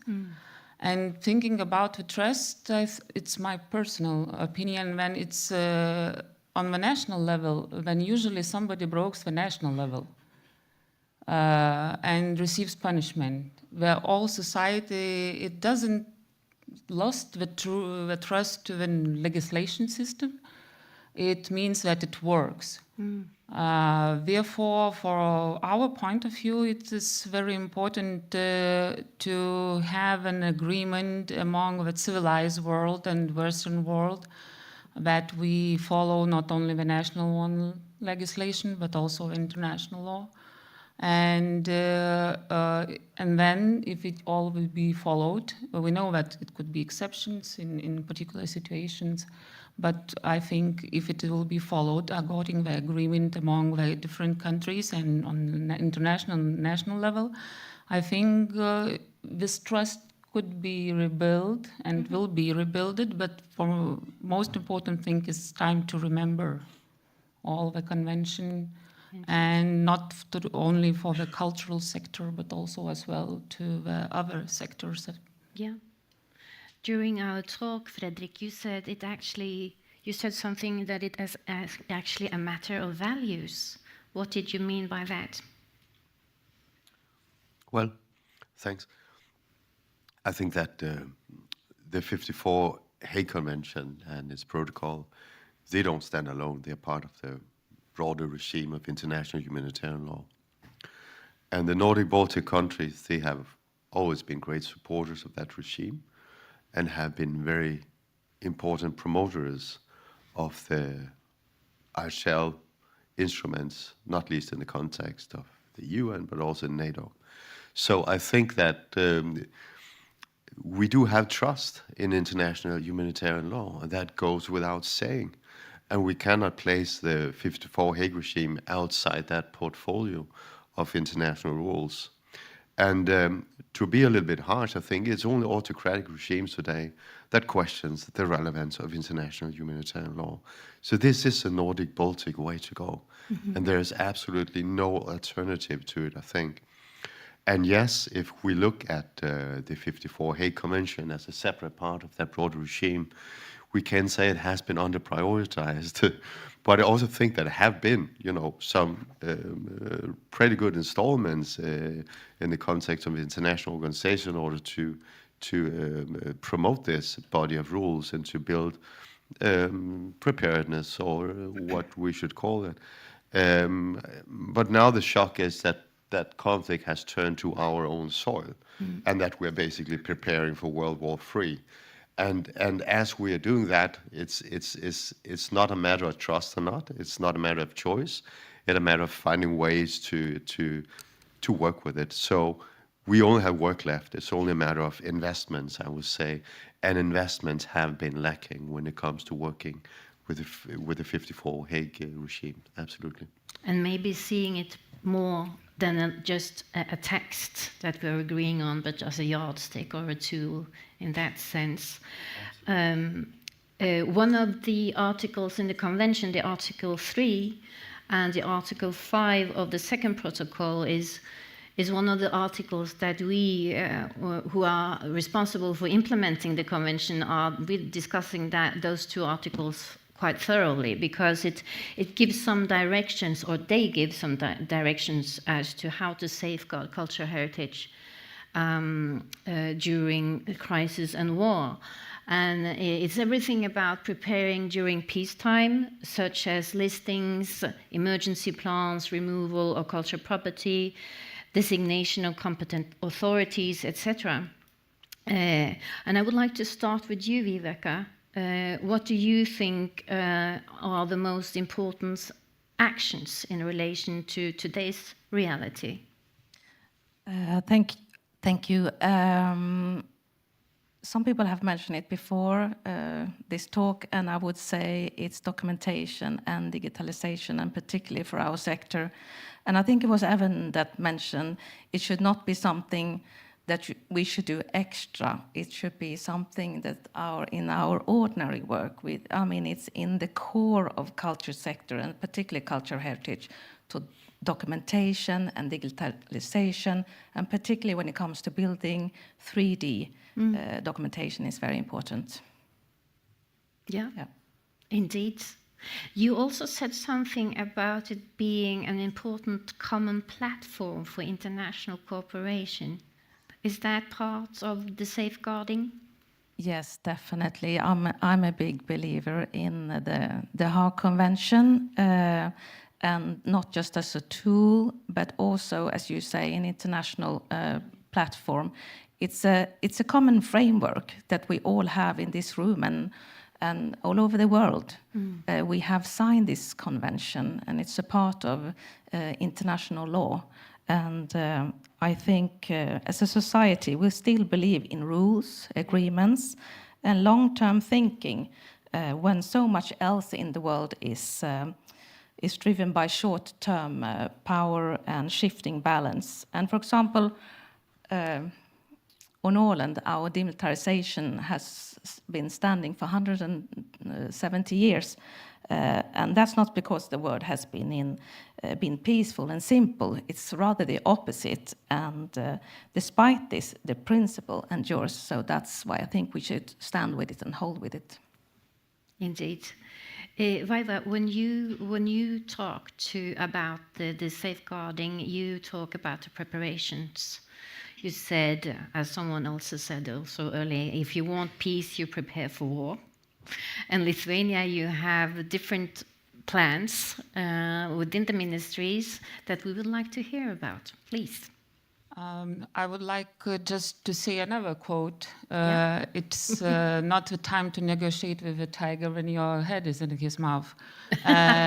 So it's like, you know, it's the focus when you follow during the preparation, because if it's the lack of resources during the peacetime, it means that in this emergency event on different kind, it will be also you will have a limited resources, human, finance, infrastructural. So you have to be at least as possible, as much as you can prepared. And in our country, according to our experience, we in Ministry of Culture we have two kind of plans. It's a civil emergency management plan. It was obligatory, and it was obligatory for the memory institutions. But you know, till 2022, it was treated like more like very official thing, like formal. Nobody will probably need this. We are members of EU, we are members of NATO. Nobody threatens us, despite that we have a very good neighbor. And we have a different experience of this, of 50 years of occupation. So after this breakup, all the institutions, member institutions, started to rewrite these emergency plans.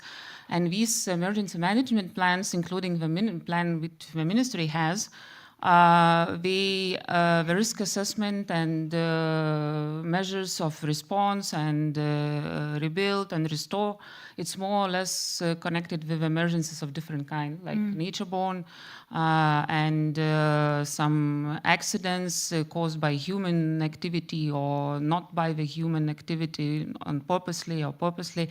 And other plan is a mobilization plan, which is necessary and obligatory for the Ministry of Culture as a part of a mobilization system. It is directly connected with the armed conflict, despite that the armed conflict also is one kind of emergency. So in emergency management plans and the institutional level, they also have some homework to do, the institutions, to prepare some activities and actions, how to be the culture heritage, movable or immovable, just protected. So two different plans, one for peacetime and the one for when or if it's actually happening. Both plans actually, they are for that something happens, but different kind. Mobilization plan is more connected with, you know, it could end mobilization, with demobilization, and or go to armed conflict. It's preparation and the rebuilding, replanning the resources on the state level, institutional level. And the emergency management plan, it's more connected with another kind of emergencies. But all these papers exist, and it's very hard to do it. because you have to plan and to evaluate, to make risk assessments, to plan the resources, different kind, but you have to do this. Yeah. Anyway, and for memory institutions, for example, it was very hard to make the lists of exception value objects, because to say to the museum professional to pick up and to choose from the collection the most valuable things, it's, I don't know, you can be distracted from the church or something like this. It's everything is important, but we know that we will have limited resources. Exactly. So we have to choose. Yeah. And Lithuania, together with Sweden and Latvia, are the only 3 countries in our region that actually make more practical use of the blue shield emblem, which is mentioned and described in our convention articles 10 and 16. And it's interesting to see, because historically the use of the blue shield emblem has been quite differently interpreted around the world. And you, as Sweden, as a rather new member of NATO, but also a new, you've been implementing the second protocol during the last years. You have a new take on this. Please tell us about how you've been implementing the blue shield emblem in Sweden, Karin. Well, to be very practical, I mean, the way we do it is that we have the National Heritage Board that issues the permits. They have mandatory consultations with the military. And then we have our county councils, we had 21 of them, who are actually responsible for the very marking and sort of doing the practical work. And I think, I mean, one of the beautiful things about this process, apart from the fact that we've actually come so far, I think about 12 out of 21 county councils are now actually done. So there is a quite tight deadline for actually being sort of, for completing this work. But the great thing is that we get to involve the military, because the military and the cultural heritage sector are 2 very different worlds. Indeed. Speaking 2 very different languages. And I mean, we've been hearing here earlier, you know, the sort of the point in mainstreaming and getting some perspectives to be sort of everyday and not just add-ons or something extra that you have to do that you don't really want to do. And I think just training the military in thinking about cultural heritage is a big boon in itself. Yeah. But also, of course, it has operational consequences, because it means that they can't, well, they're not supposed to anyway, but we hope that they won't also put military installments nearby. And of course, this is a prerequisite, because we know that, I mean, again, a convention is never going to be a guarantee for bad things not happening. Never, ever. But if we can prevent some bad things from happening, that's great. And if we can also hold the people responsible to achieve accountability afterwards, that's a fantastic thing in itself. That would be wonderful. Fredrik, as a researcher, you actually once, or you used to argue against the use of the blue emblem, right? But you changed your mind a bit, didn't you? Well, geopolitics changed my mind. So it's a new situation that we live in today, and it's I mean, it is true. I mean, originally it was sort of a mechanism of legal accountability that would make it easier for prosecutors to launch court cases, because it would be more difficult for aggressors to argue that they had not seen that there were any heritage in the operational areas.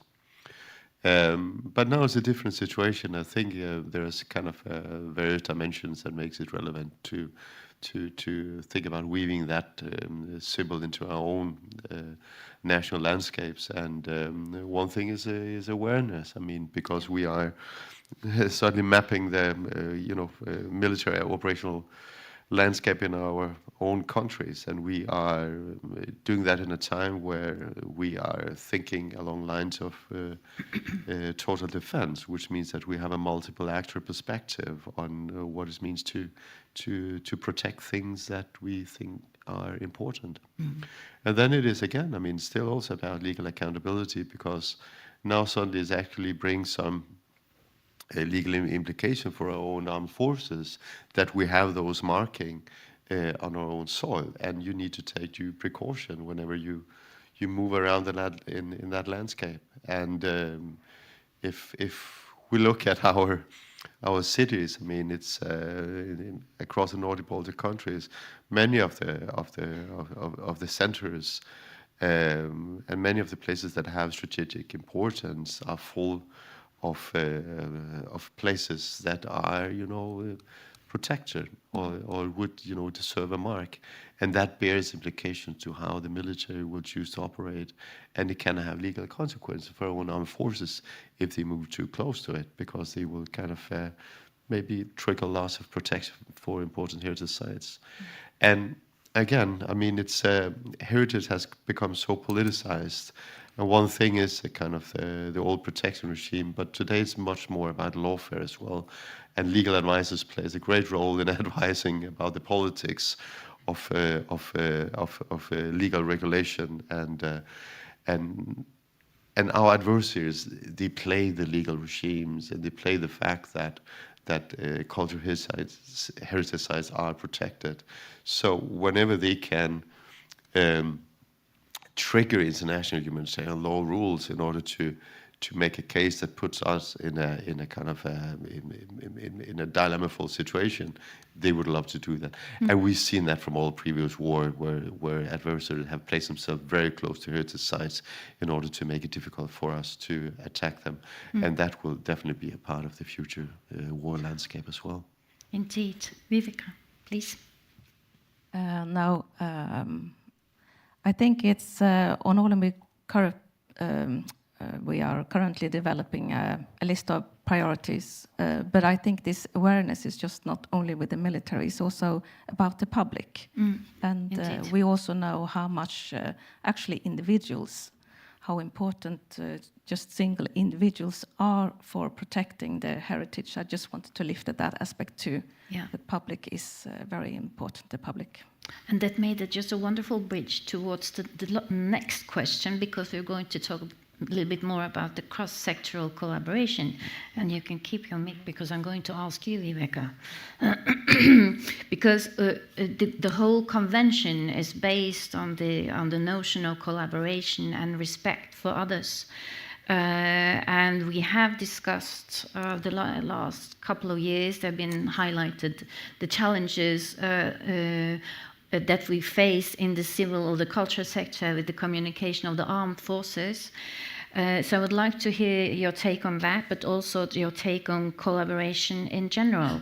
And we'd start with the Åland Islands. Yeah, I mean, culture's heritage is not something that we just preserve. It's actually something we must be prepared to defend. And as you know, Åland is a demilitarized zone where matters related to armed forces falls under Finland's authority. But that's also shaped how we approach this question. And for us living on an island, encourage a pragmatic and collaborative perspective on the whole thing. And we have a very strong third sector, and the municipalities, armed forces, parishes, and also within the cultural field. And also when things happen, the military is maybe not there also. So we had this storm called Alfrida for a couple of years ago, and that was like not a wake-up call, but that was a test, because a lot of households were out of electricity for weeks, and then the community came together, and we solved it, I think, pretty good. So being pragmatic and thinking locally. Yes. Making use of the people that are there. Yeah. Good. Vaila, you told us about a special experience or a certain experience that you've had in Lithuania when it comes to communicating and collaborating with the armed forces, right? Because you, from the cultural heritage side, they thought that you were just talking about your heritage, and you were trying to get him to understand that it's about our heritage. And it has been a struggle for you to communicate, I understood, with or collaborate with the armed forces. But you've also established a training course? Yes, if it's about the collaboration, it was when we started to work in more practical way about for the preparedness from 2022 and 20s actually, but 22 was a breakdown. And it was obvious that initially we had a lot of job to do to convince that why it is necessary to protect the culture heritage. What is the culture heritage? Showing the exact objects, the most treasured objects of our statehood and state heritage, culture heritage. And later on, we were those who were everywhere where the armed forces were, in discussing all these security plans, and if we were not allowed it, as we say, sometimes joke that from the door we went from the window and came in, and so it was a hard work to do, not just convincing, but to find the way of dialogue. Yeah. As you mentioned previously, and it was mentioned previously, it's different kind of languages. The culture sector and this military or statutory sector, like firefighters and others, they speak in very different about definitions, and for us, we usually, when they say that they are ready to defend the state, we usually ask as a Ministry of Culture and people who are working with us, culture sector, what is the state? What would you are going to protect, despite the citizens? What is the statehood built of? And it is the crucial thing, and it's also our aim to make to change the narrative when while speaking about culture heritage. And we don't want to hear in the future that it is your culture heritage, like a Ministry of Culture or memory institutions or culture heritage managers. It's also, we would like and stress that it's our heritage, and the state is the culture heritage that you will protect, including the human beings, because culture heritage is the result of our citizens, and during all the history time we build it, and we are proud of it, and we will defend it. This is the state. This is our aim, and therefore we just initiated the 3 years training program, a project which will be financed by Norway funds and Iceland funds. The aim which is not building capacities which were mentioned as essential to be prepared, but not for the cultural heritage institutions and people, specialists, but also for those, for other sector, for armed forces, for firefighters, public security service, rescue department, civil protection system, specialists from civil protection system, just both sectors to learn and to be prepared. And this is the 3 years so ongoing program will start next year, hopefully.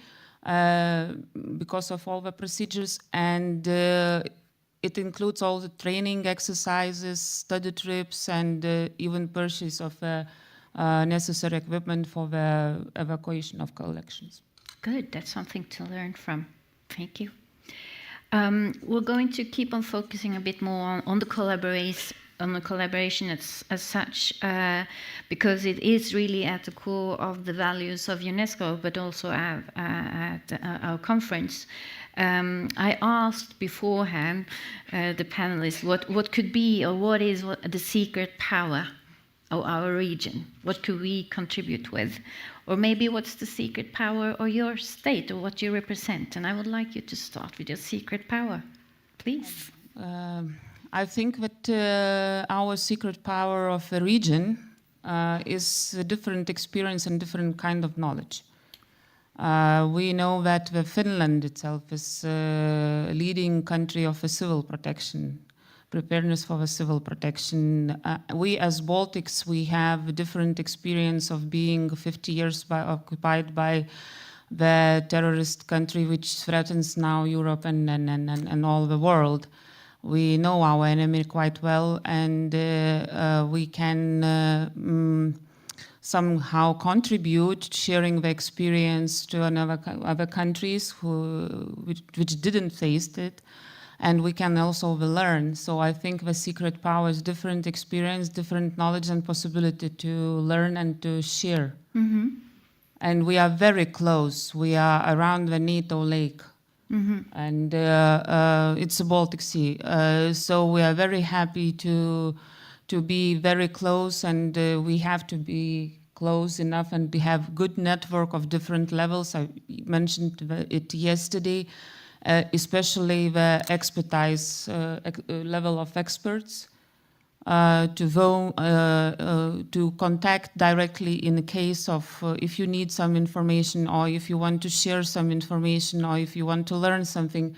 It's a different networking, and on the expert level, on political level, so it's the power of a region.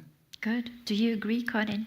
What would you say is the power? No, I absolutely agree, and I think our shared secret sauce here is probably that we have both a shared history, which means that our cultural heritage is yours too. Because maps have been drawn and redrawn so many times. So it's really a sort of a shared experience that we own together in a way. And that we have institutions that are similar enough and democratic systems similar enough for us to trust each other. I think that's a really important factor. But I think if I were to say something about what I think Sweden can bring to the table, it would probably be a long-standing experience of decentralization. And I think something that we really picked up from Ukraine that I think has impressed us has been how fast and adaptive the Ukrainian response to the Russian aggression has been. That they've done their homework, they've done their preparedness work, but at the end, a conflict is always going to be ever-changing and very hard to foresee. And then being able to adapt to new situations is really important. And I think the fact that we have a system in Sweden where the state is very used to working with civil society, where we have structures for doing that, where we can incorporate the church, we can incorporate civil society in different ways, and safe transportation if you need to evacuate things. There is a general understanding that the state can only do so much, and that society is really greater. And I think that's an experience that we have that can be useful for others too. Indeed. There are 8 minutes left for us, and I was thinking I have so many questions I would like to ask. You said, Viveka, when we prepared for this, that for you, networks, trust, sharing lessons learned, that's one of our secret powers. But I would like you to come with present some other comments as well, because we were trying to lift our discussion just a little bit and talking about the securitization of cultural heritage, because we have countries around the world, also in our region, saying that cultural heritage is very much a security issue. And you said something about the concept of cultural heritage being a strategic tool. And you said that the Nordic countries, we have not yet fully understood that this is a security question. Could you please elaborate? Thank you. Yes, I will try and elaborate. What I mean with that something to learn from our Baltic colleagues. They are much more into this and understand the change of the narrative. And yes, I have said the culture is a strategic tool, or actually even a weapon, I have said. And it's not fully understood. Maybe, I don't know if actually our sector, the culture sector, understand this, and seen in the, I think it's very much addressing the contemporary security challenge that we need to understand. I think it's also the sectors. I think it's we are in this. It's in the total security system that culture should be a part of it. Indeed, and Fredrik, you've been researching on this, and you told me about the cultural domain warfare. going on with the notion, what the notion of cultural heritage. Could you please tell us about your knowledge? I mean, I've been touring for a couple of years with a small hobby horse, which is a story about how we in the liberal democratic West are fundamentally different than our autocratic adversaries when it comes to thinking about the concept of heritage. And the contemporary perspective is that, on that is that, sorry, I have a slight cold, apologize my voice. If we look at the Russian national security doctrines, I mean, they have, since over the last 20, 25 plus years, contained increasing amounts of wording on what we call cultural heritage. So it's very, very clear that what we speak about when we speak about cultural heritage is placed as a very central element in our present main adversaries' national security outlook, and thereby also in their military outlook.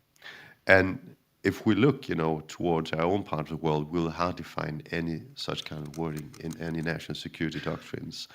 And the part when I come to go in the talk that I'm usually doing, when I go to come to the U.S. side, I mean, it's the only place I could find the world culture in the collective amount of security doctrines that you can find in the United States is agriculture, So it's just kind of demonstrate a fundamental difference on how we view culture.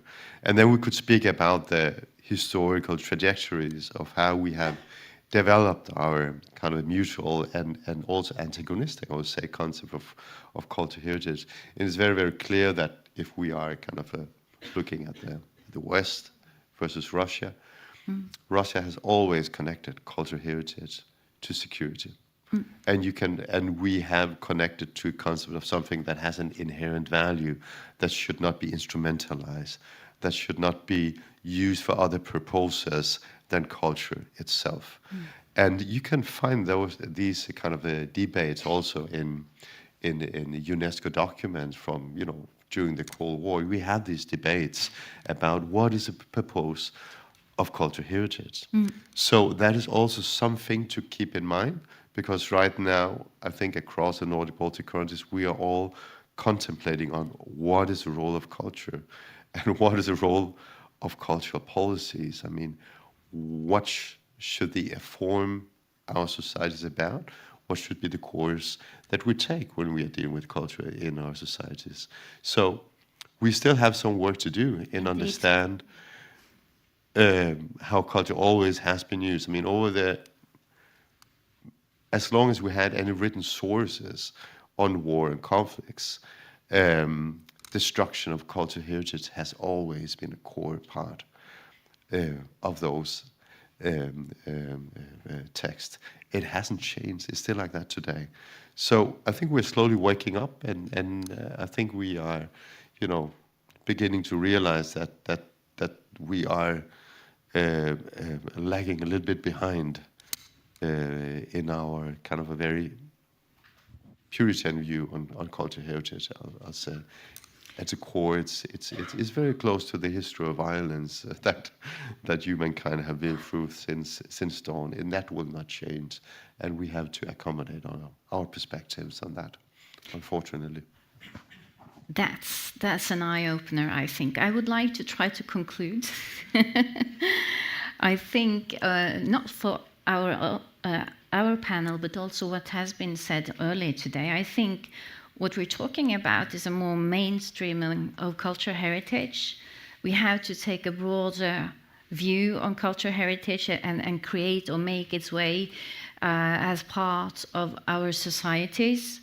I think that we still haven't heard from anyone that doesn't believe in the convention, so we still want to believe in it as a common ground and as a framework on which we can build different tasks and actions. And if we look at it and constantly look at it as something that we could interpret there will be many different tasks that we could work on together. And then something that was said in the previous session, something about building resilience is a process rather than an outcome. And I think that's a very good sentence, because that's actually what we're doing. And now we're going to continue building resilience at the restaurant. We're going to have lunch. And I was asked to say that we're going to walk out that door and take straight to the right. And there the people will at the restaurant, they will be there welcoming us. We'll be back here preferably 5 minutes before 1, so we have almost an hour to build resilience. Bon appétit, and thank you. Thank you. Thank you.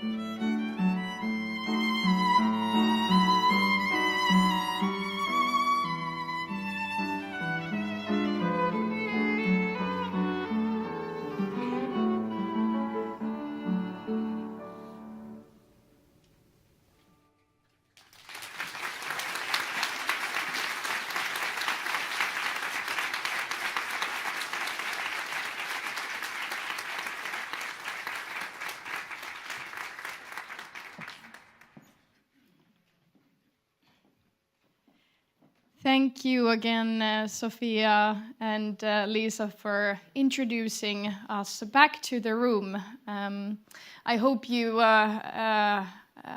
built resilience during the lunch. You got some good food and hopefully also some good conversations with people surrounding you.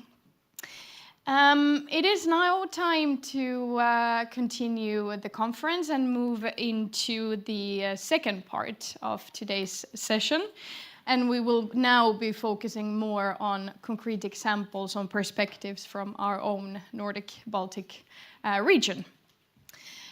And now Estonia is widely recognized as a pioneer and a frontrunner in cultural heritage protection. So we are very pleased to soon be hearing more concretely about that work by Heidi Purga, the Minister of Culture of Estonia.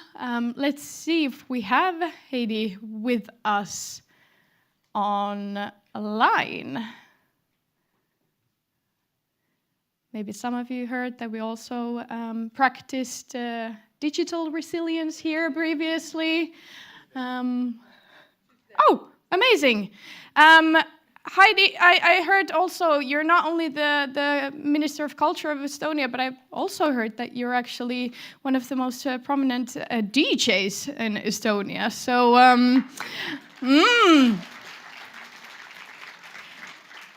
So with this applause, warm welcome to Hanaholmen Heritage Conference. The floor is yours.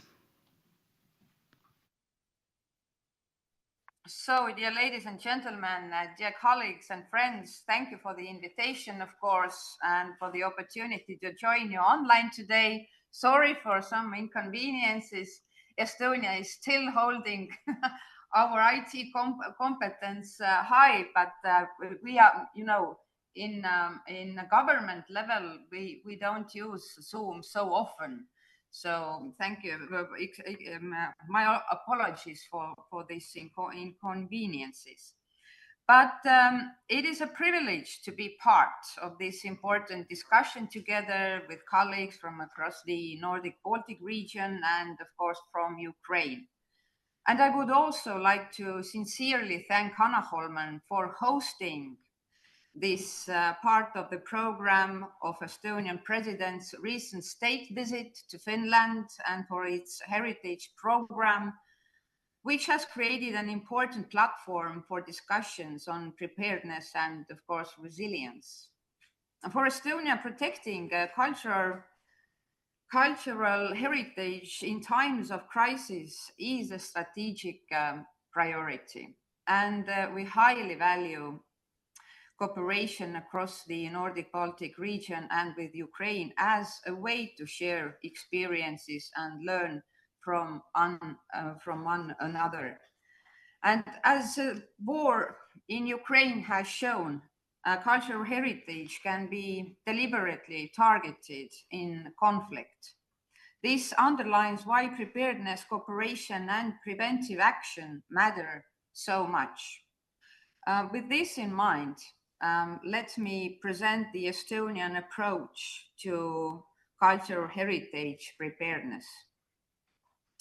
The preservation of cultural heritage is a critically important issue with a clear cross-border dimension.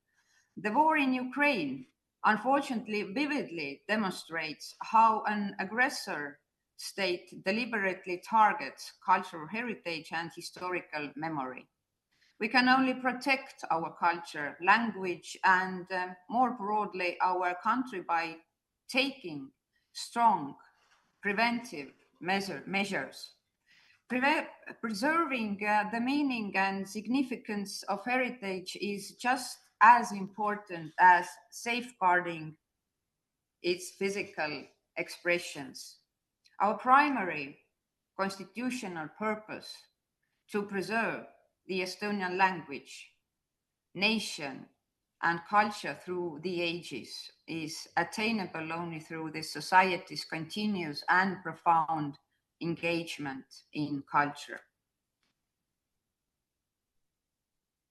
We joined the 1954 Hague Convention in 1995 and joined its first and second protocol in 2005, and we have been coordinating our activities in this field since then.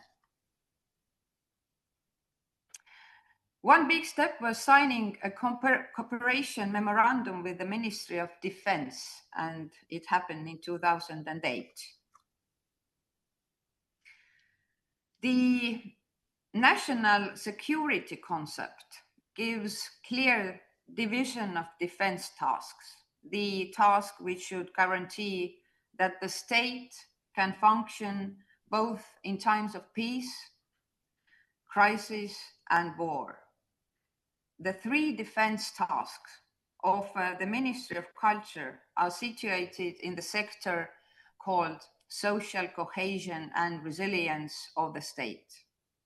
Estonia is a society with shared identity and shared values whose cohesion stems from its language, culture, democratic norms and values. Estonia has a vibrant population and cultural space. In a society where fundamental rights and freedoms are protected, there is less conflict and dissatisfaction, as well as fewer vulnerable people, risk groups, and less radicalization.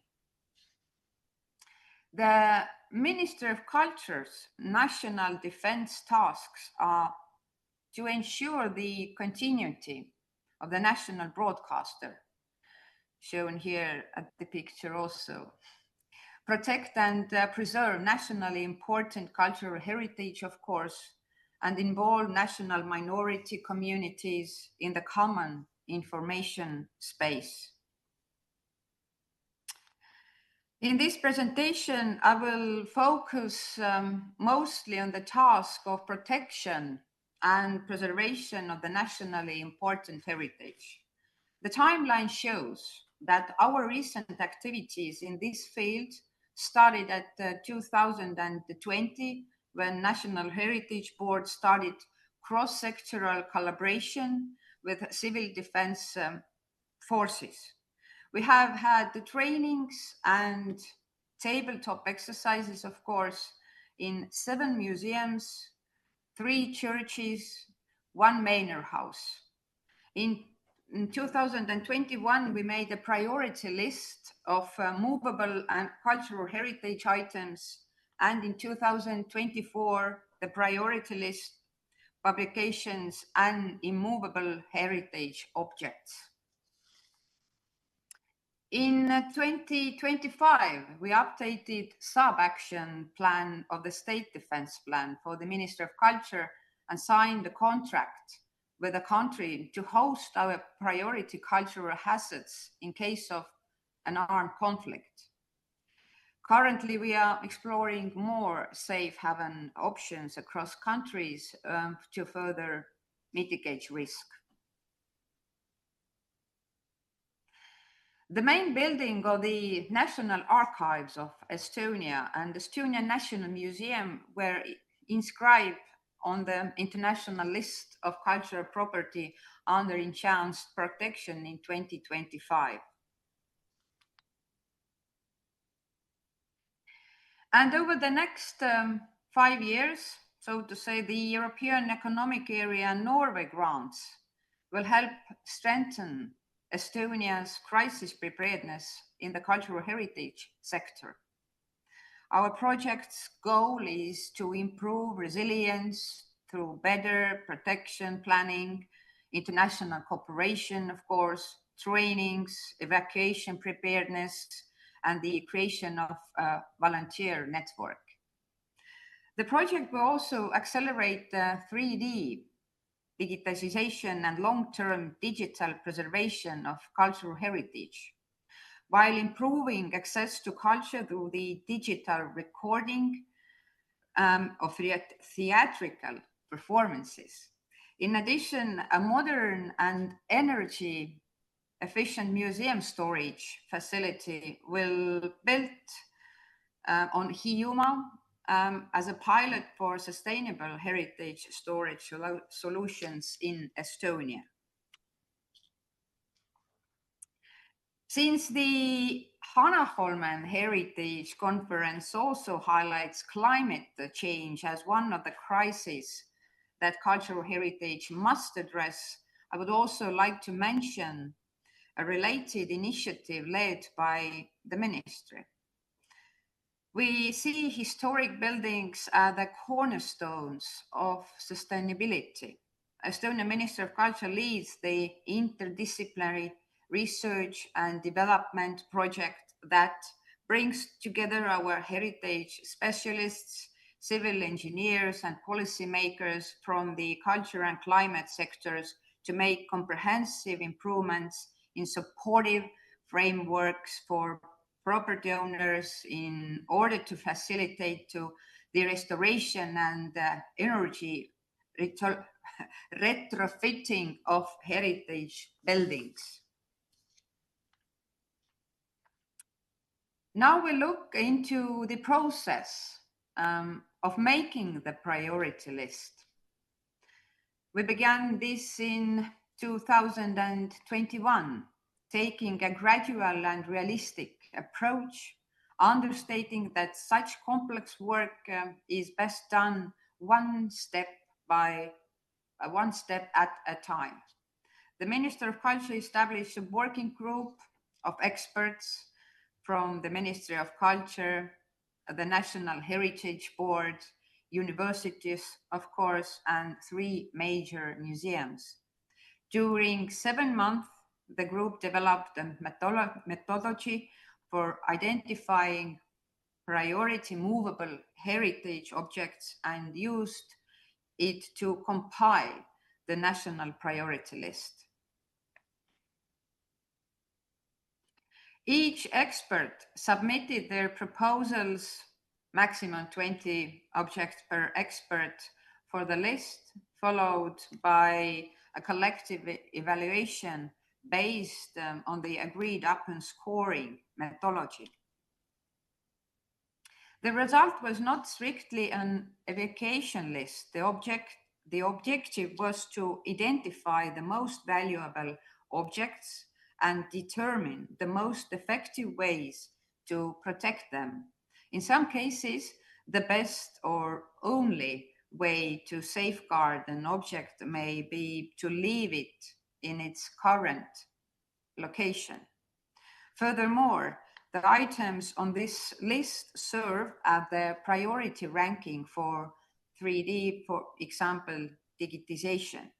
This list includes a designated sub-registry of artifacts for evacuation aboard, and this will be reviewed at least once a year, with a review process initiated by the National Heritage Board.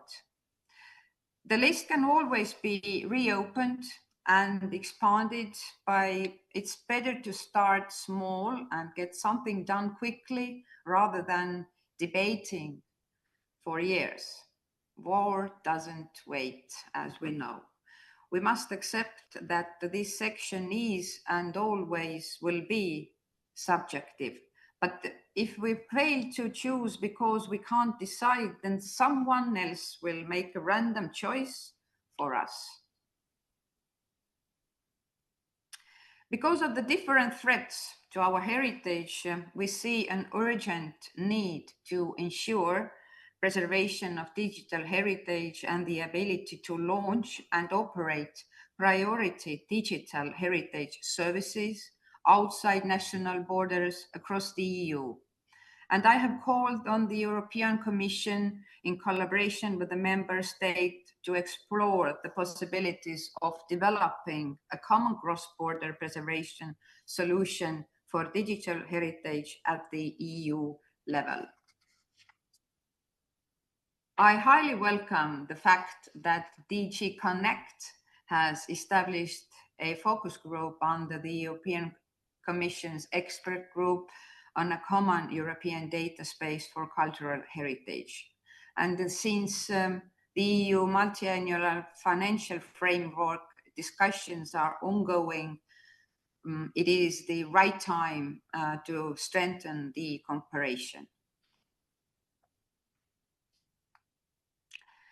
We see a growing interest among member states. Developing a unified solution can simulate innovation and technological development, and it may also be more cost-effective and sustainable than if each member state were to develop its own solution. There may be some security risks, and common standards are agreed upon and the preservation services is distributed. To swiftly move forward and do it together, the following topics should be discussed. What is the minimum viable solution that member states need? Possible legal, copyright and licensing issues, and of course other concerns. Then heritage objects and information systems to be prioritized, volumes of heritage, and any technical details. And to implement this solution, we need to analyze the feasibility and sustainability of the solution, and of course, carry out a pilot project. And from our perspective, preparedness for safeguarding cultural heritage in a wartime cannot be addressed solely within the heritage sector. It requires coordinated involvement of cultural heritage authorities, civil protection and crisis preparedness structures, and national defense stakeholders. For this reason, we believe that the high-level cross-sectoral cooperation format is, of course, very necessary, one that allows these different domains to come together around and shared objective, safeguarding cultural heritage as a core element of national identity and societal resilience. And there are many possibilities to develop regional cooperation in this field. We have proposed the opportunity to consider CPSS as a suitable platform, as there are two bodies that already deal with the preparedness civil protection network and the EU strategy for the Baltic Sea region policy area secure. And I encourage you to continue the discussion and consider ways to strengthen this regional cooperation. And now, this is all. As the Latin saying goes, if you want peace, prepare for war. This of course does not mean living in constant fear of war. No, it means begin so well prepared and so ready, so confident that no one dares to test you and suffer the consequences. Thank you very much.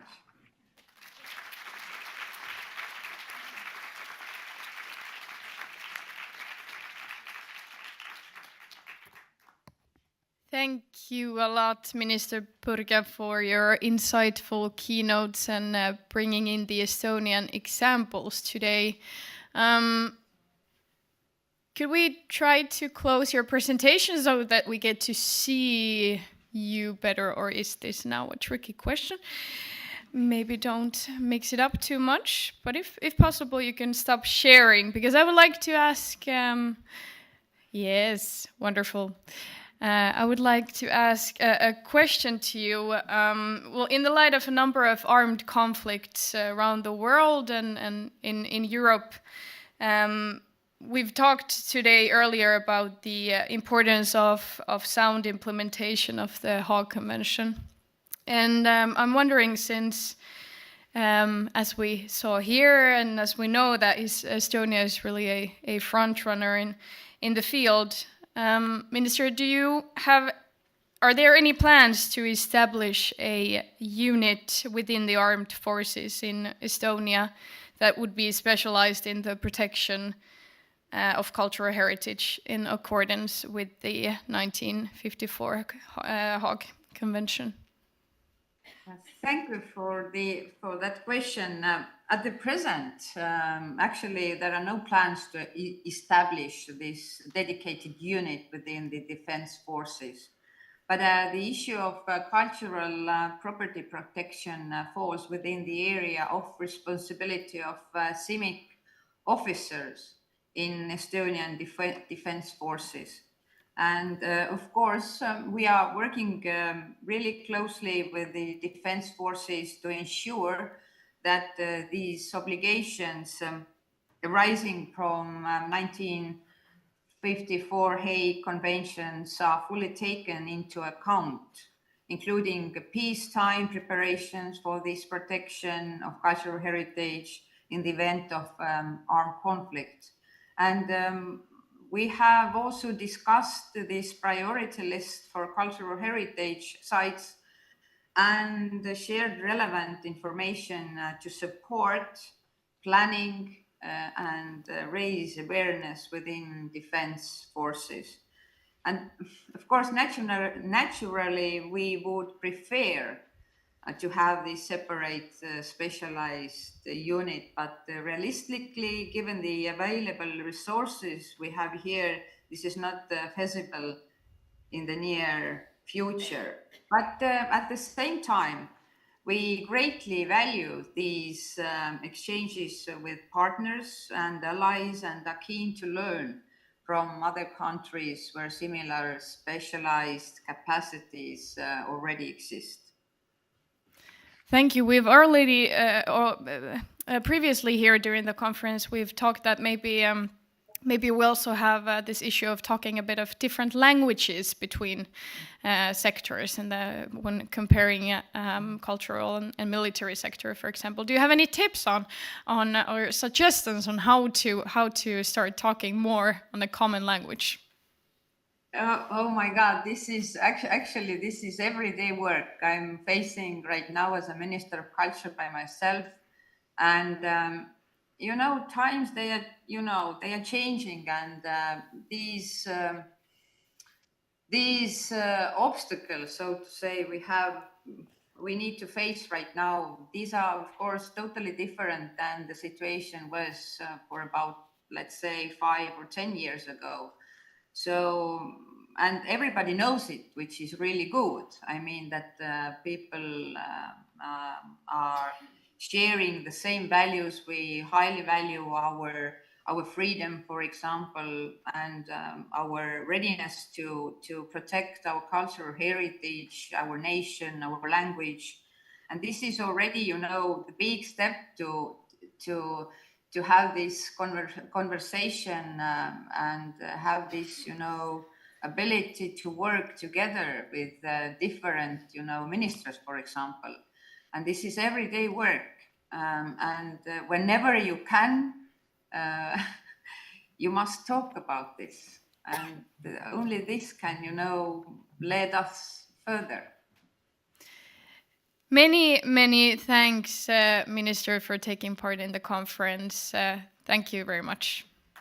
Thank you, and have a great day.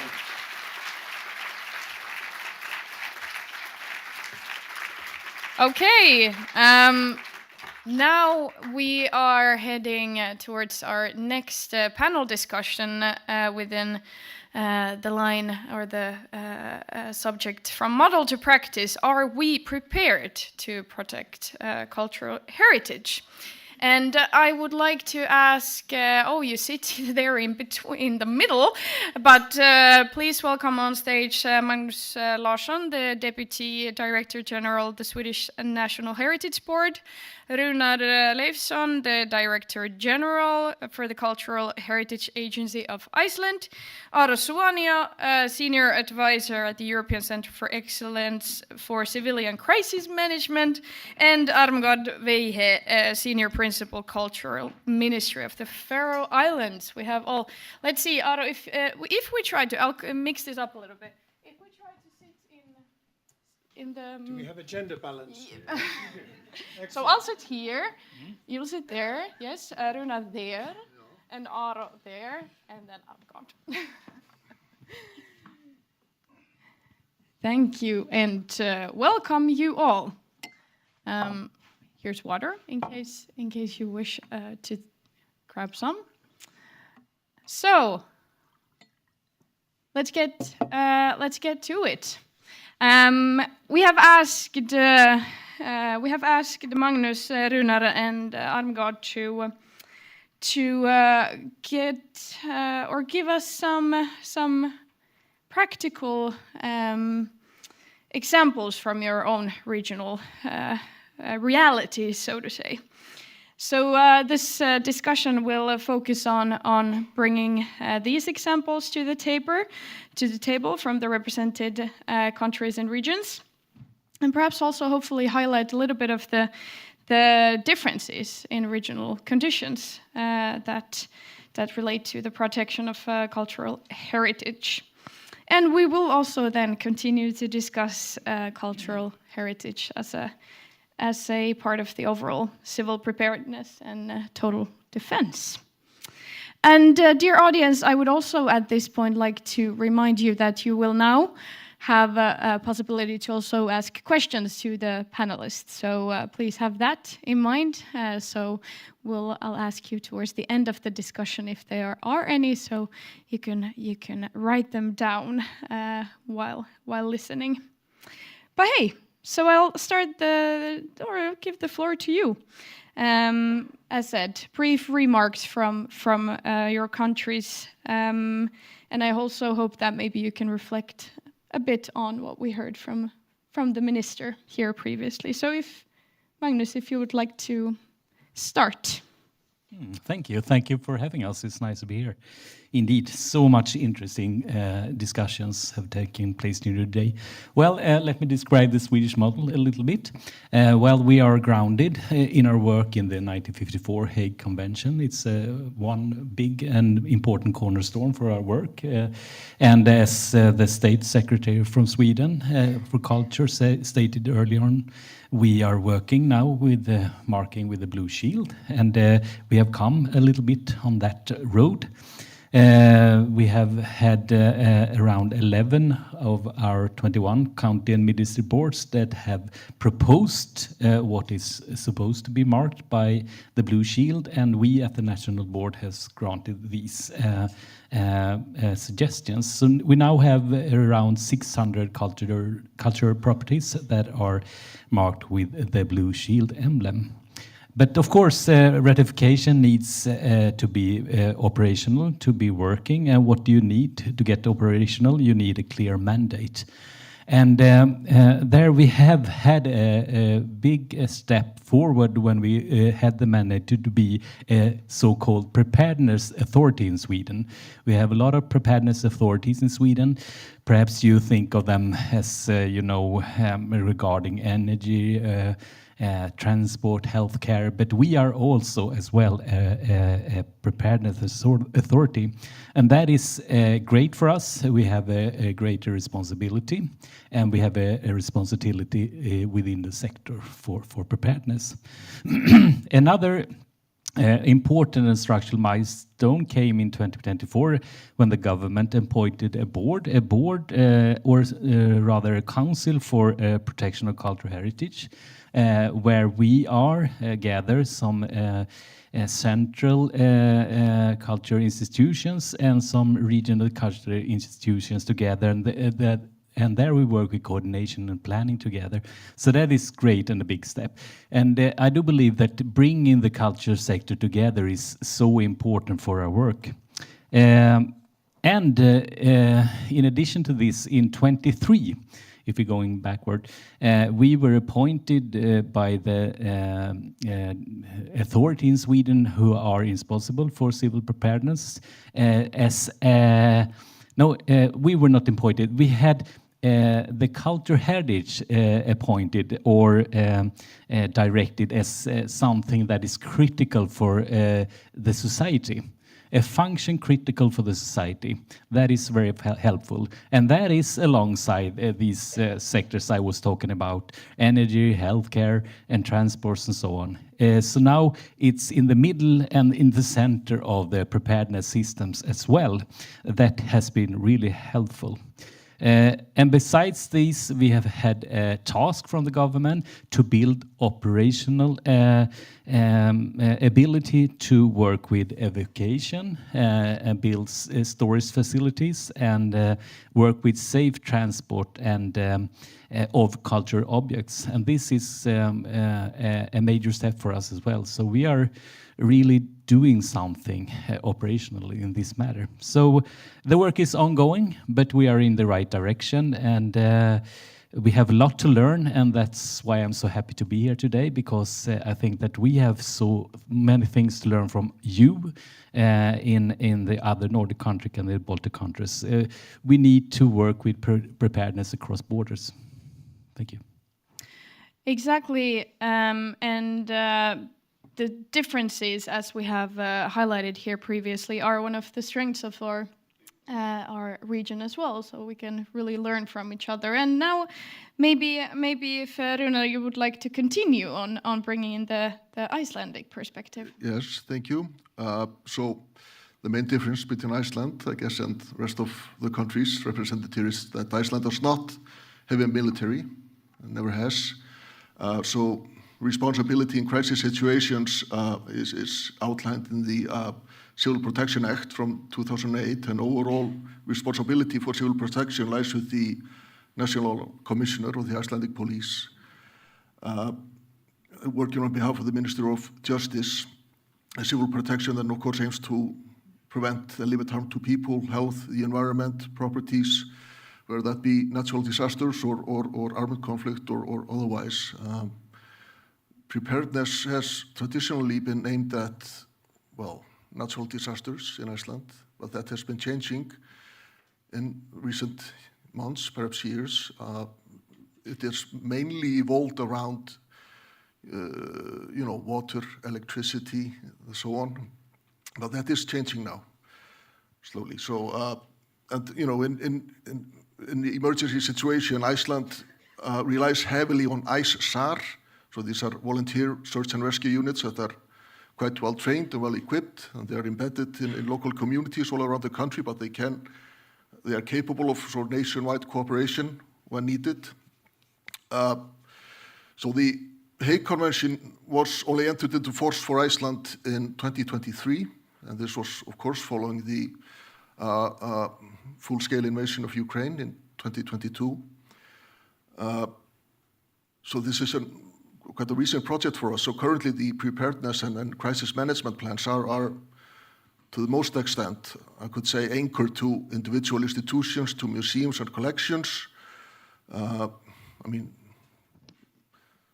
don't want to say decentralized, but to some extent.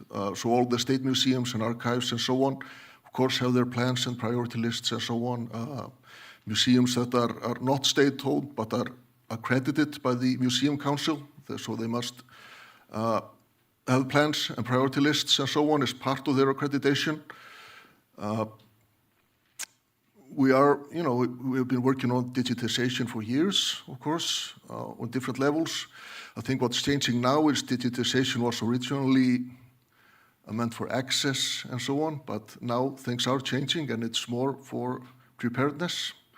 And I know that the government, the Minister of Culture is receiving in the next few days recommendations for prioritizing across institutions for the most important digitization that needs to be done. With regard to the Hague Convention, again, there is a new committee now that was appointed by the Minister of Culture, which I sit on behalf of the Cultural Heritage Agency. We have a mandate for 2 years, so we're really supposed to implement the Hague Convention or make recommendations to do so.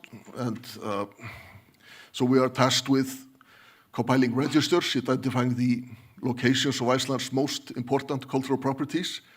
And we heard about this today quite a lot, and it's really good to get insights into how other countries have been working on this. And a part of this, of course, we have to include all necessary information for emergency responders and our Defense Directorate as well. We have to assess whether and which buildings should be marked with the blue shield emblem. I've had very interesting discussions again with colleagues here around that subject matter. Then is to provide education and training for staff at cultural institutions and museums, as well as to emergency responders. We have to analyze the need for specialized temporary storage facilities outside of the capital area. And finally, examine how we adopt the second protocol from 1999 and identify what sort of legal amendments need to be done in that regard. So big task ahead of us in the next 2 years. We've usually been dealing with natural disasters, but this is something new. If I could briefly just comment a little bit of Minister Purga's lecture earlier. I think that she was talking about safeguarding cultural heritage through promoting its vitality, I think she called it. And I think this is very important because, in authoritarian states, history and culture are an integral part of security strategies. And there were talks about this in the previous session. This is even part of military strategy. And the narrative is always simple. It's constantly repeated. There's a common enemy. There's threatening, and you need to bring protection. You need to defeat it. Now, in the Nordic and Baltic countries, history is open to debate. It's multivocal. It's critical. It's not one voice. So I think that access to culture and heritage increases security for us immensely. And you can even say that the level of access is reflected by the level of democracy even.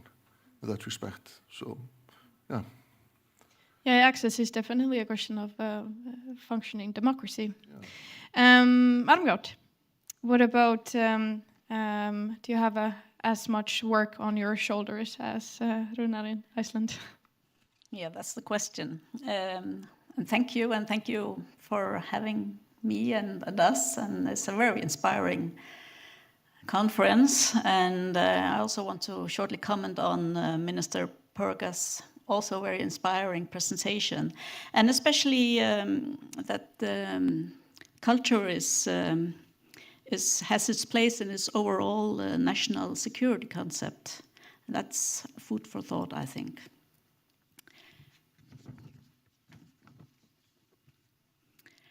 The situation in Faroe Islands, the Hague Convention has been in force in the Faroe Islands since 2003. As a part of the Danish realm, the Faroe Islands, we are not a state party or to the convention in our own rights, but we are included in the Danish ratification. The second protocol is not yet in force in the Faroe Islands, as this requires an amendment to the criminal legislation, which falls under Faroese jurisdiction. But I think we will work on that shortly. And the Faroe Islands, we do not have military land, and defense responsibilities lies with Denmark, while civilian preparedness is handled by the Faroese authorities. In a national emergency, the immediate priority would naturally be people and the protection of critical infrastructure. Faroese legislation on preparedness places responsibility for cultural heritage protection within the cultural sector. In the Ministry of Culture, cultural heritage protection and preparedness is currently being addressed as an emerging policy and implementation agenda, quite newly. And cultural institutions, they have their own individual preparedness plans, but the next steps are to strengthen coordination between institutions and establish closer links with the national preparedness framework and the civil emergency authorities.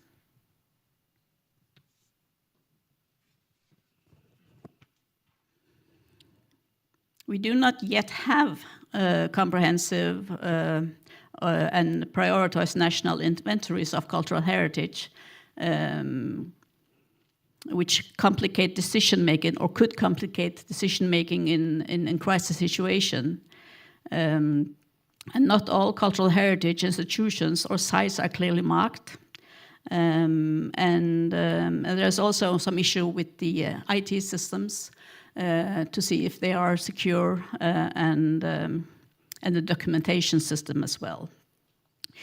Digitization is therefore also part of preparedness, as we also heard today, and will be crucial as well in the Faroe Islands. But we are taking important steps, and there is a connection between the cultural and preparedness authorities that is being established as a first step. And just to speak together, and also as we have heard today, it might be different languages, and we have to, the more we speak together, the easier it gets. And we aim to have cultural heritage as a visible part of the preparedness system and the overall plans.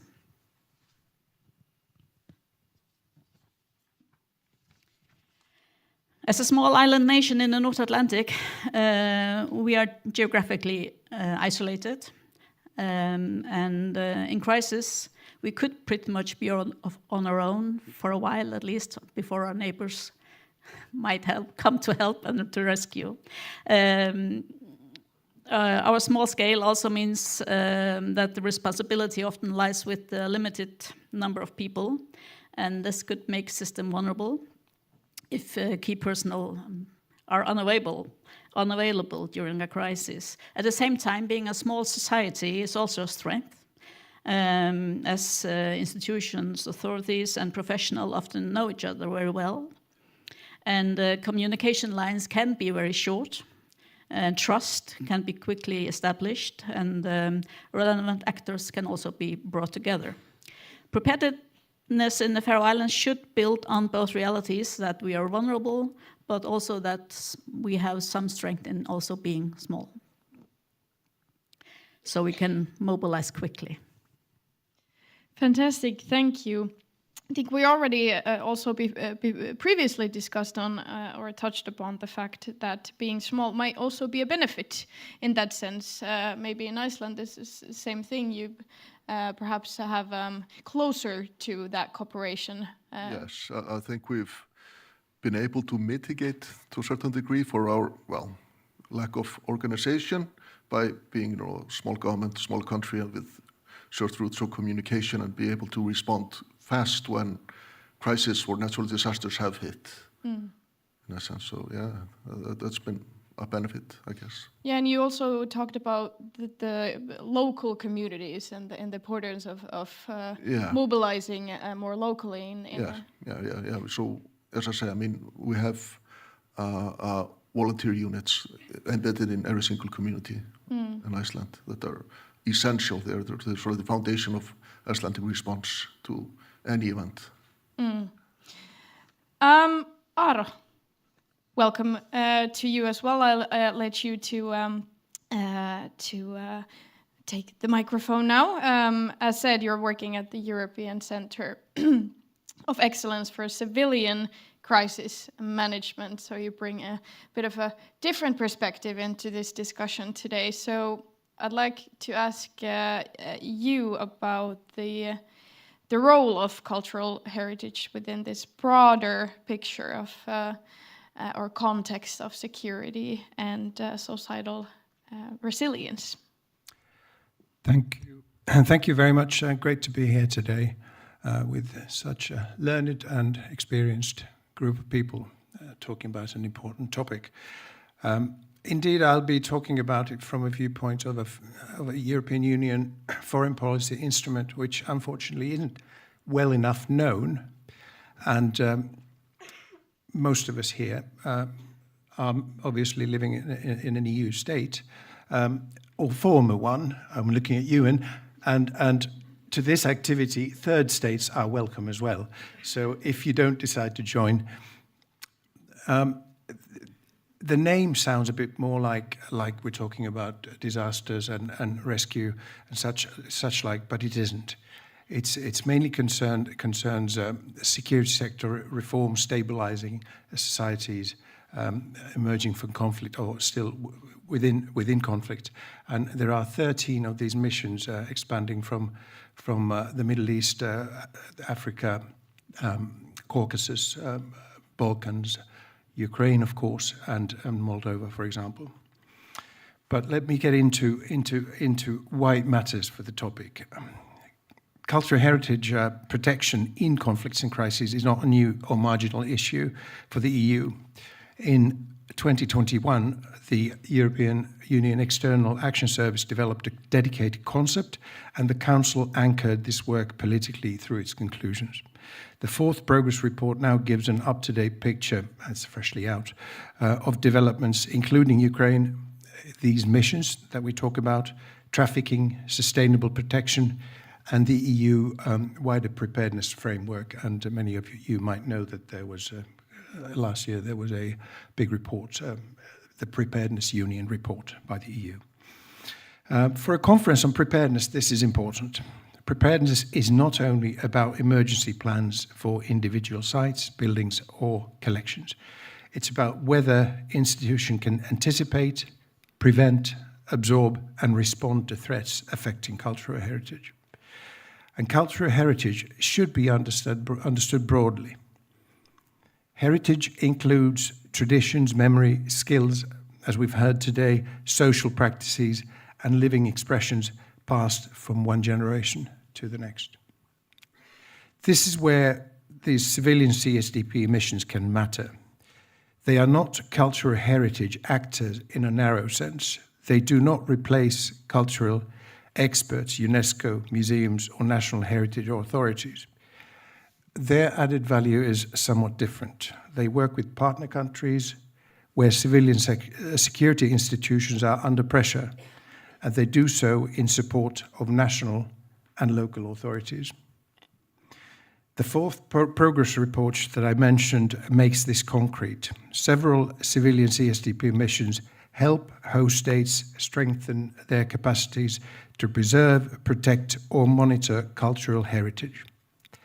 Activities include legal reform, monitoring, capacity building, addressing heritage crimes, and integrating heritage protection into conflict prevention and security efforts. This matters because in conflict and crisis settings, cultural heritage is rarely only a cultural question. It can be deliberately targeted, become a politically sensitive symbol, support identity and social cohesion, or be linked to organized crime, illicit trafficking, money laundering, and sanctions evasion. It can also be used in identity politics. Selective versions of history may polarize communities, justify territorial or political claims, erase or appropriate cultural identity, and deepen conflict. This is particularly relevant for intangible cultural heritage. Civilian CSDP missions can support its protection by helping partner country institutions strengthen resilience against hybrid, cyber, and what we call foreign information manipulation and interference, FIMI, that target memory, identity, cultural expression, and social cohesion.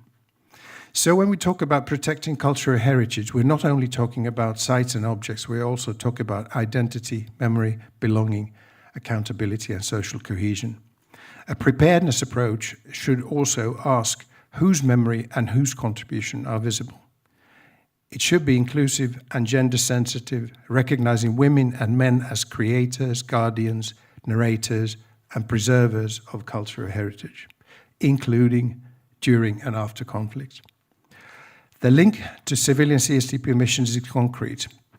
In Iraq, EU-AM Iraq mission has supported cultural heritage protection through legal advice, coordination, capacity building, and work to prevent illicit trafficking of cultural property.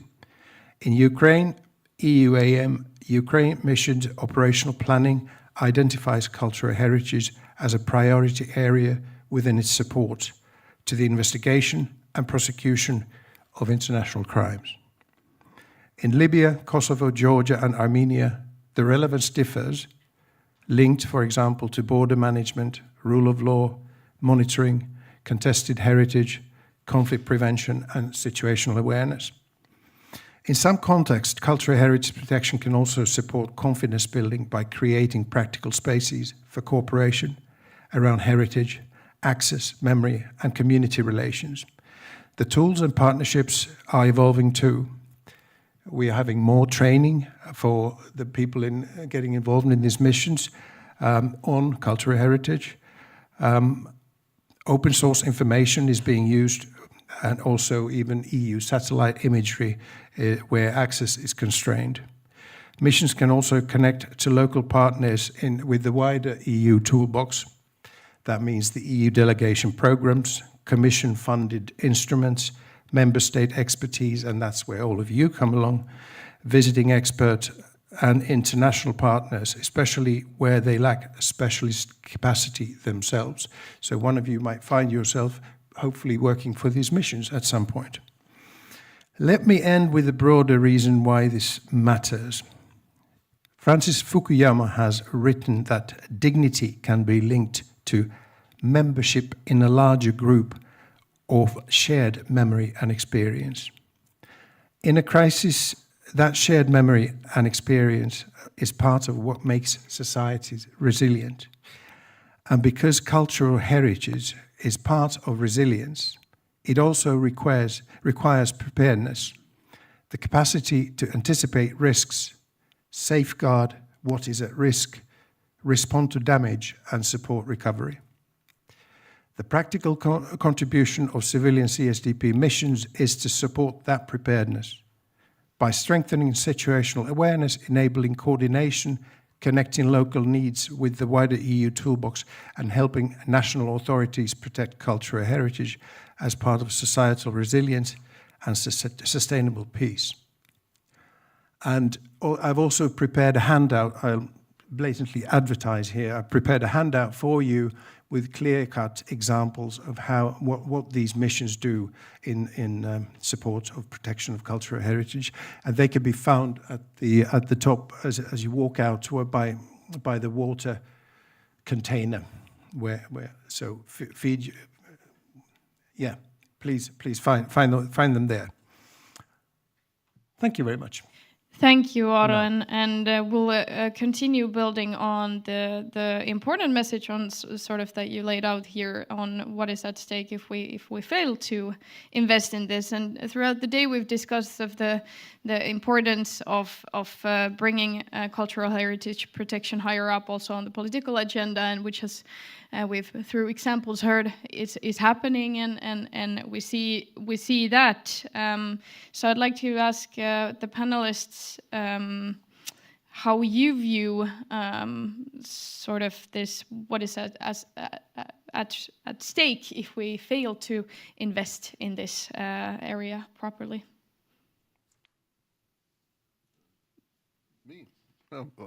What's at stake? I mean, it's obvious we don't want to lose our cultural heritage. I think that how we sort of get this on the agenda,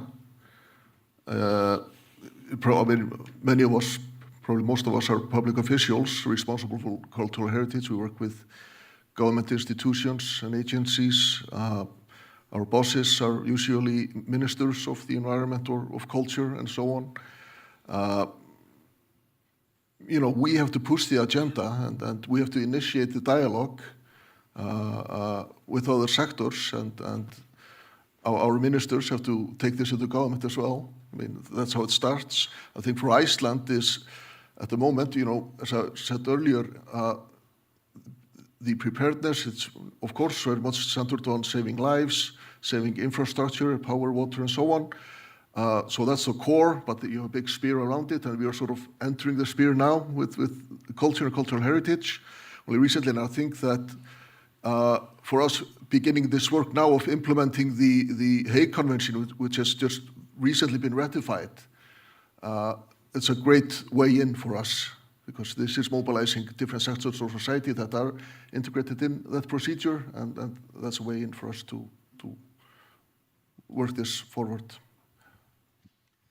Yeah, for us it was very important to have the cultural heritage recognized as a function critical to society, but it have to be followed up with action, of course. And I do believe, as Runa said, that we need a continuous dialogue with the defense and the security sector. That is a very important part. For many actors in the defense sector, and cultural heritage has not traditionally been seen as part of core preparedness. And we see now in Ukraine where cultural heritage is actively prioritized in wartime, both for protection as part of resilience. So I think that's very, very important. We have to work with expertise. We have to be the experts. We have to help out in that way with specialized knowledge. A third factor is cross-sectoral cooperation, of course. In crisis, we need to have relationships already built up. And lastly, the importance of regional cooperation. And here we are today. Without investing in these kinds of events and discussions, I do believe that we don't get there where we want to go. So we will miss opportunities if we don't do that. So learn from each other and strengthen our collective preparedness. I think that's one big step that we need to take. Yes, as I was saying, the Hague Convention was ratified already in 2003 in the Faroe Islands, but the implementation did not start or hasn't really started yet. It was initiated by the declaration, the Nordic-Baltic Declaration, by the ministers of culture, and also by the Nordic cooperation, the network on the Hague Convention. And also, it's like it's a momentum now, and we are benefiting a lot from this cooperation across the Nordic and the Baltic countries, and it's invaluable for us. Thanks. Yeah, risks. Well, one thing that I feel that the concept of intangible cultural heritage should be better understood. Because the response needs to be prepared in advance, not improvised once the damage is done. And the threats tend to be interconnected, but the response systems are often fragmented. So this coordination that I hear a lot of people talking about is super important. But it's, as often is said, yeah, everybody feels that coordination is important, but nobody wants to be coordinated. I think in this case, I can see that there's a genuine will to be coordinated as well. But then that leads us to another point, which is leadership. We require strong leadership, and we have heard from a political leader today, which I commend. But yes, and I remember Gunvor mentioning funding, and others may have mentioned it too today. It's critically important, of course, and for that you need the support of the political leaders. They need to empower us. And if we fail to invest, the risks go beyond cultural loss. We risk weakening social cohesion, losing evidence for accountability, enabling trafficking and organized crime, and leaving our societies more vulnerable to polarization and hostile narratives. That is at stake. Dear audience, any questions at this point? Couple of you? I'll start from there. And please use a microphone you have there. So press the button, it becomes red. And then please keep your question tight and concise. Well, thank you very much. My name is Elizabeth Naukler, and I have been member of the Cultural Heritage Without Border, the Swedish Foundation. We have been working in Pristina, Sarajevo, Tirana, and lately in Ukraine, where we have established our presence. We've been bridge builders between regions in Sweden and people living in war-torn areas. And we have had working camps lately in Tirana and built an international network in the area of cultural heritage. Now the foundation has been closed, as you probably know, in May. And we had a closing session conference in Stockholm with people from Ukraine and Albania, etc. And with Blue Shield. As Blue Shield is going to be established or is established in Sweden, and they will of course take over some of the work that we have been doing. We had the director of the Maidan Museum also from Kiev in Stockholm. So the big question, that is of course, how will this continue to our work? How will it continue? How do you see that it will be covered by the Blue Shields, or how? But that's a too big question. So my more narrow question is, because this was also an initiative in Stockholm, to establish Blue Shield in Finland. So how do you view this? I live in the Åland Islands, but I'm not going to speak about the demilitarization. That is not important. It's the neutralization and the respect for human rights, international law that is. And then I want to thank you for mentioning Moldova. Everything is concentrated on Ukraine in Finland. So thank you very much. It shouldn't be forgotten. Thanks. I actually happen to know, I've come across somebody, the networking, that there's someone from Finland here who's connected with Blue Shield. So would you be able to pass a microphone? Maybe you should, or does your microphone work there? Maybe I'd like to say a couple of words. Sorry for That was good. Shortly, and then you continue to mingle afterwards. It's very good that this comes as a surprise, so I had no time to worry about what I'm going to say. I'm an ICOMOS member in Finland, and as it happens, I'm the contact person with the headquarters of Blue Shield, because I happened to be the first person who actually contacted them as soon as, or shortly after, Finland had joined NATO. And before that, well, it's a long story. I had met people in Krakow in Poland who discussed this with me, including the president of ICOMOS World Organization.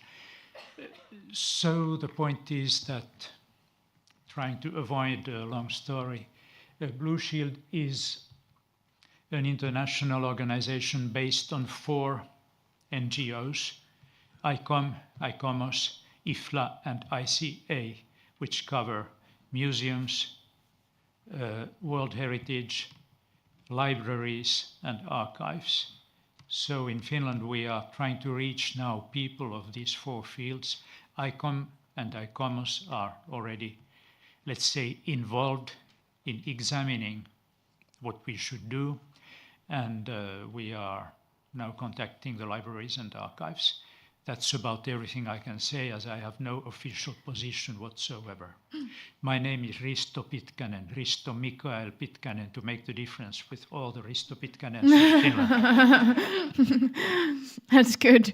I'm not sure if our panelists here are able to tangle on the other question you had, but maybe that's something to discuss later on during the mingle. We had another question, final one from there. Yes, you're welcome. Thank you. My name is Clara Paul. It was very interesting listening to you, Aaro, and I'm happy that you took up the question about diversity and whose heritage are we preparing or taking into preparedness. My question is a bit like, how can we avoid that this list of what to save for the future won't become a populistic list of what is the right kind of national art, that we keep the diversity also in this material. Thank you. Thank you. Do a short round on this. Runa, you were talking about you're currently putting together. Well, we haven't begun. So, no, but this is food for thought, absolutely. So I think that it needs to be not top-bottom approach. It needs to be what you might call it, regional or grassroots. Like Sweden has gone in those directions, I guess. Yeah, so it needs to have a democratic factor, at least. What are your thoughts on that, Magnus? Well, I agree with Runar. It's a very important factor, and the democratic factor is outstanding, I believe. But in fact, we really need to discuss this question more and together, and we have to focus on really understanding why cultural heritage is important to protect. We need to have that broad discussion within the public, I believe, as a ground for advancing in other regards. So, yeah, interesting. Yes, that's an interesting question, and I think it's important that it's an ongoing discussion, and that is an inclusive approach, so that more people are coming to the table. I think those issues are ingrained in our values and declared as well, whereas they are obviously always subject to the democratic process. I think this is a good example of something that you prepare for when you feel that those values are under attack. You think ahead how to do that. I'm thinking also the examples from here and before, that decentralization of sort of that not only one institution gets to decide what's worth protecting, but rather this cross-sectoral cooperation in that sense as well. We are unfortunately out of time, and we need to make space for our next panel. But I would like to thank you very much for participating and for your insights. Warm applause.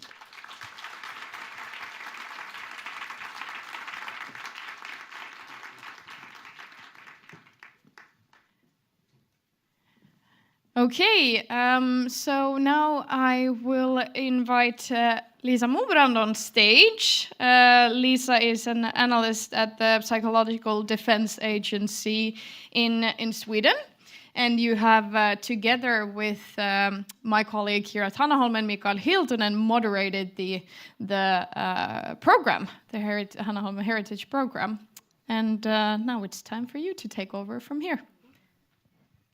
Thank you very much. And please come forth, panel participants. Finally, the panel you've been waiting for all day, because I guess you are really, really curious about the course. I hope you are.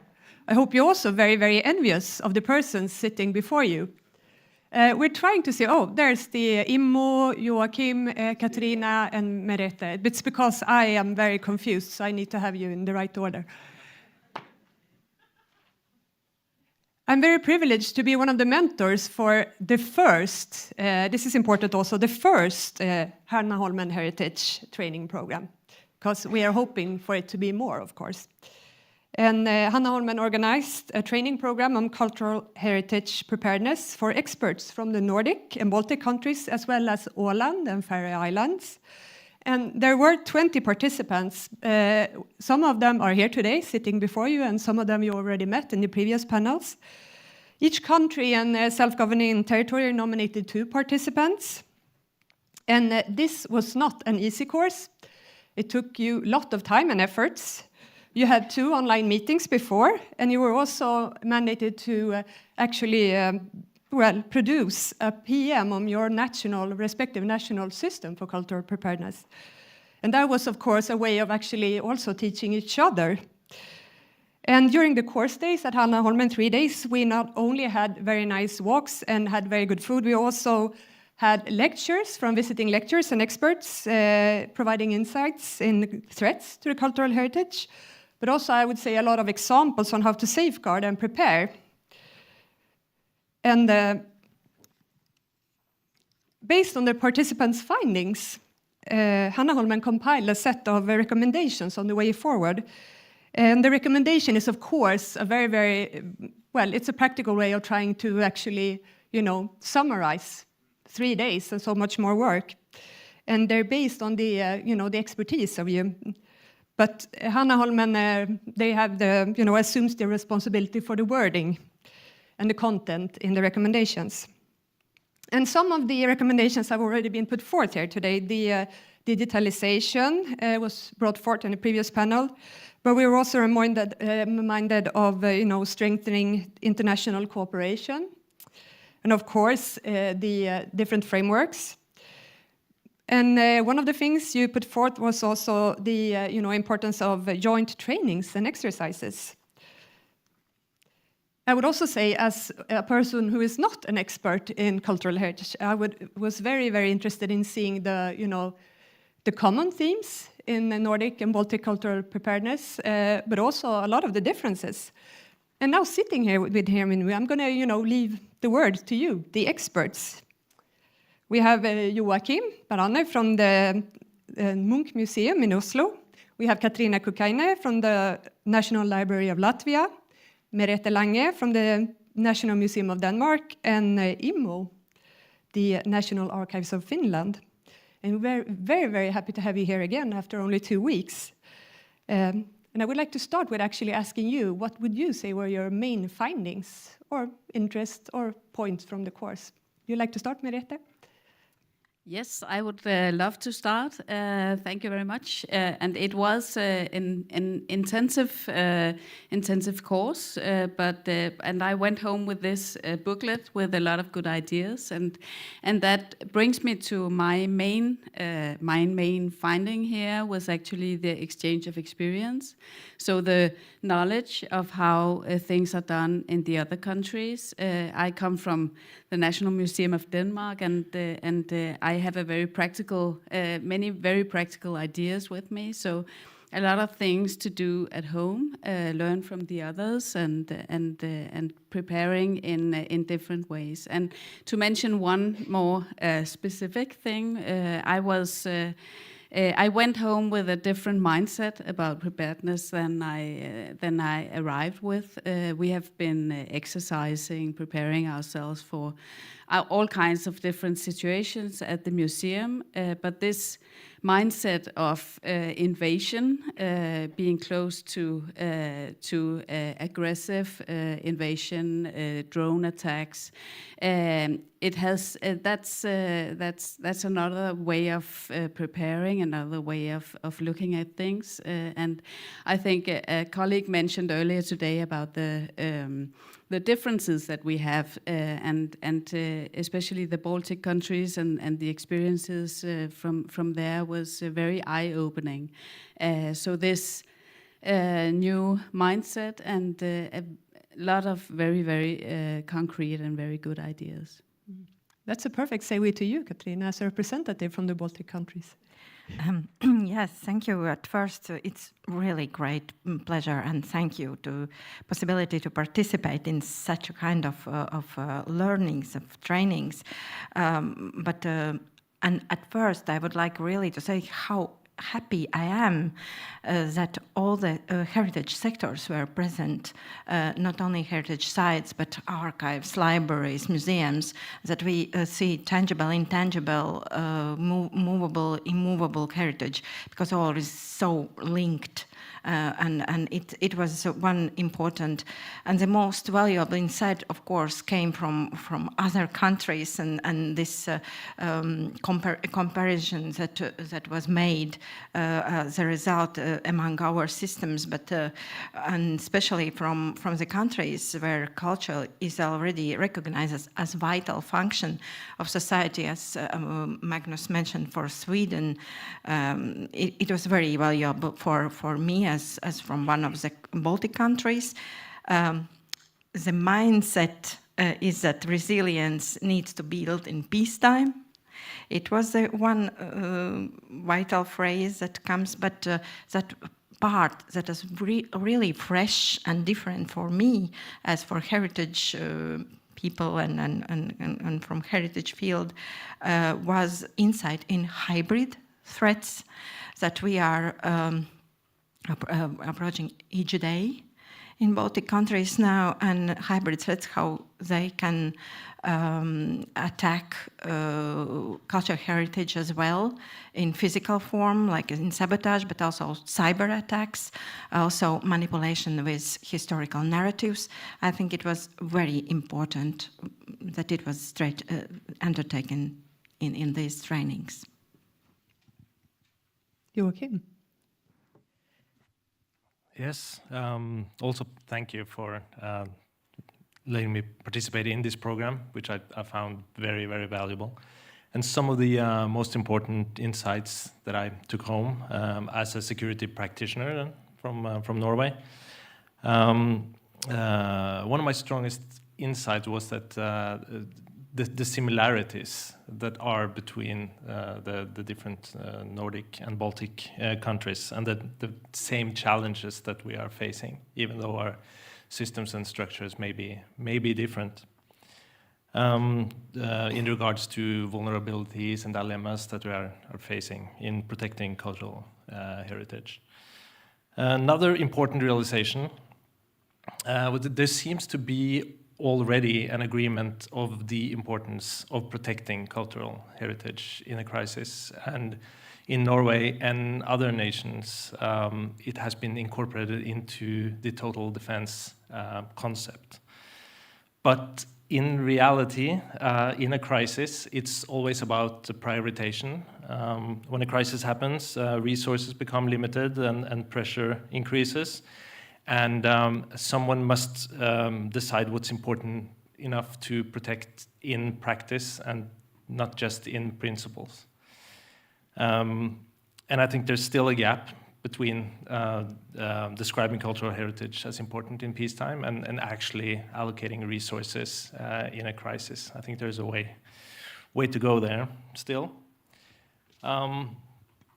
And if cultural heritage is supposed to be truly a part of societal resistance, this must also be reflected in planning, coordination, and prioritization. And as has been stated several times here, this needs to happen in peacetime. These plans have to be made. And another thing that I became convinced about during this program is that the cultural institutions cannot handle a serious national crisis by themselves. It requires practical support and coordination from authorities. When in a crisis, like I said, then the resources will be limited for protection, transportation, logistics, personnel. We just heard from Ukraine how overnight 88% of the staff disappeared, so they were left with 7 people and 2 cats. So that is just one thing. So I see we have a growing awareness around this, but I'm looking forward to seeing more putting the principles into practice. And I see that the countries are in various phases of that right now. Very interesting to hear Estonia here. It seems maybe that the practical implementation has come farther the closer you are to the threat. But yeah, that's what we all should be moving towards as fast as possible. And finally, Immo. Yes. What's your main finding? I think it's the same that most of us have thought about today, that the preparedness of cultural heritage is vital and integral part of the preparedness of the whole society. And this message we will need to get through to the larger public. Actually, I don't think it's so difficult task if we do it together, but the difficult parts start after that, and then we come to the prioritizations and resources. But when we speak about the role of cultural heritage in preparedness, I would like to introduce a notion of slow preparedness. We are not meant to wait any fast wins in this preparedness. This is something that helps the society to grow and develop in a long term. First, we have to, of course, take care of the supply of food and electricity and such things. But on the other hand, we cannot have a working, well-developing society without its past. No past, no future, almost like that. And then another thing which is more concrete is that, which struck me during the course, that everybody speaks about digitizing. It seems that that is the one single most effective way of protecting cultural heritage, and there I think we kind of need to accept this kind of data approach, that we are actually conserving and taking care of information. That's the most important thing in cultural heritage, the information about past. Thank you. And also, I would say that one important finding from the days was that there are many things that we can cooperate on, but there also need to be different national approaches depending on, the possibilities in each country.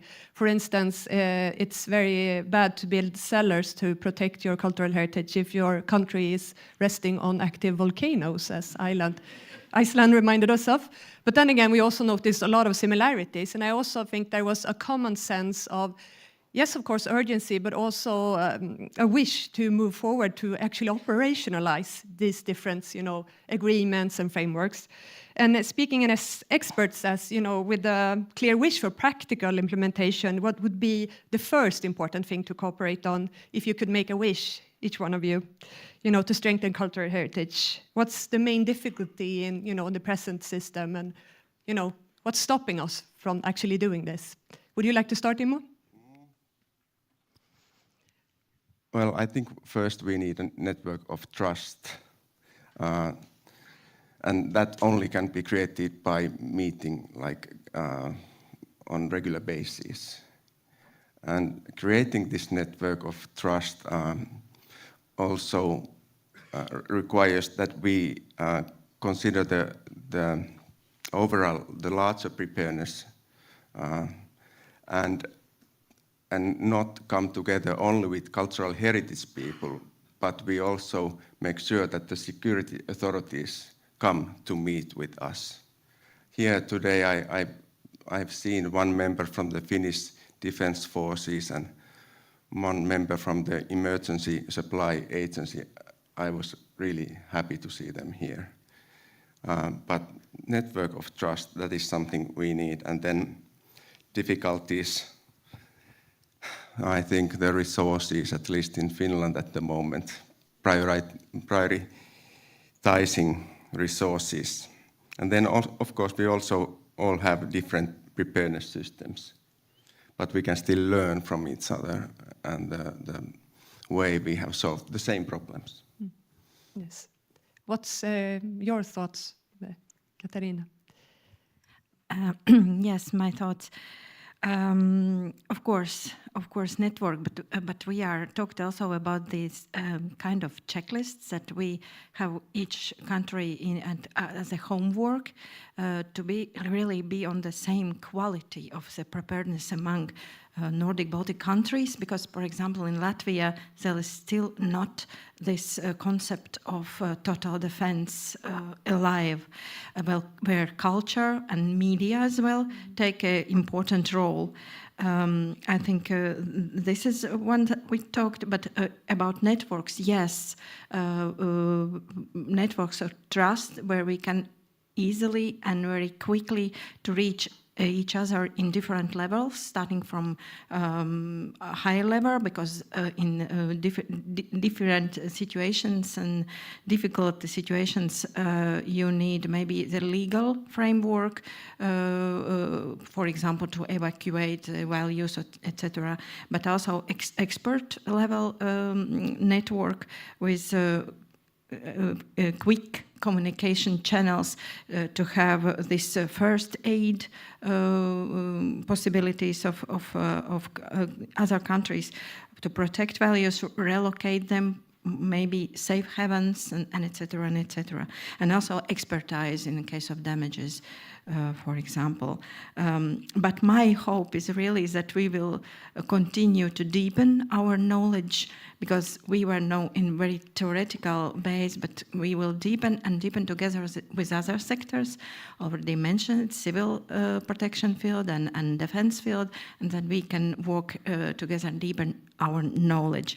And just one remark about the digitization. Yes, we talked a lot about digitization, how important it is for documentation, how important it is for inventories as well, if there's a relocation of values, how important it is after the crisis, and if it is damaged. But always we need to keep in mind as cultural heritage people that original is the most important, and nothing will be in the place of the original. Yes. Merete? Yes, well, I think if I were to point to one thing that we could do together, I would say exercising. That could give us all a lot of knowledge, trying to test each other and cooperate on these items. Difficulties would be that we are organized differently, the legal frameworks, all these difficulties you always experience when cooperating cross borders. But I think with the trust we are building in this field, we could learn a lot from each other in more practical exercises. Yeah, Joachim? Well, in my mind, this process is kind of three stages, and the first one I mentioned earlier is of raising awareness and acknowledging the importance of protecting cultural heritage, and I think we all have come a long way on that, especially with the new political situation in Europe, and especially since 2022.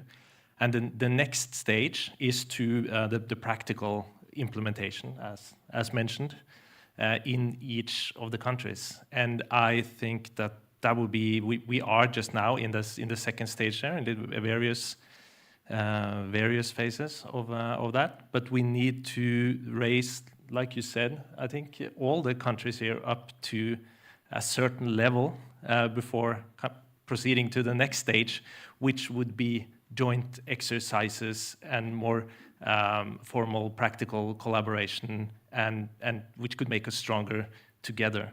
But I think we all need to get up to a certain level first. And that being said, I think we see that the threats today are transnational by nature, a lot of them. Cyber crime and hybrid threats, disinformation, and they do not stop at the national borders. So I think in the meantime, exchanging intelligence information, situational awareness, understanding trends, methods, sharing incidents and vulnerabilities would be a good way to start to make resilience also. Yeah, and since you're all very polite persons, none of you mentioned budget restraints. But I'm saying it for you. I think one very important takeaway from the course also was I think the strength in the democratic tradition of actually protecting diversity in culture. And we were very happy to have one of our participants was from the Sami museums in the northern part of Norway, in Finnmark, for instance. We also discussed some of the questions regarding other minorities within the respective participating countries. But I also think that the very moving speech by Ms. Oksana Barshynova reminded us that not only are Russia trying to actively erase cultural heritage, they're also actively using disinformation and FIMI as a strategic weapon to change narratives about cultural heritage and try to distort narratives regarding minorities, the right to different, cultures. And during today, we've also heard about Mr. Fredrik Rosen discussing the threat of lawfare from hostile states as a way of, restricting democratic states' possibility. During the course, we also have a visit from the Swedish journalist Patrik Oksana, who talked about recent disinformation from Russia regarding Finnish 20th century history. And I think sometimes when we discuss preparedness, we tend to forget that there are also an active warfare. We might not be in war with Russia, but they definitely are in war with us. And some of the preparations should maybe already have been made.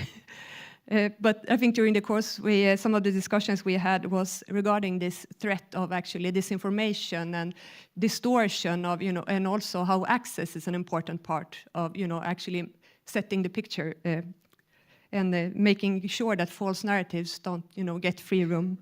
So what would you like to say is the most important part of your work and the cooperation to actually safeguard against false narratives, FEMI, hybrid threats that try to, make war even before active war? Would you like to start, Ewan?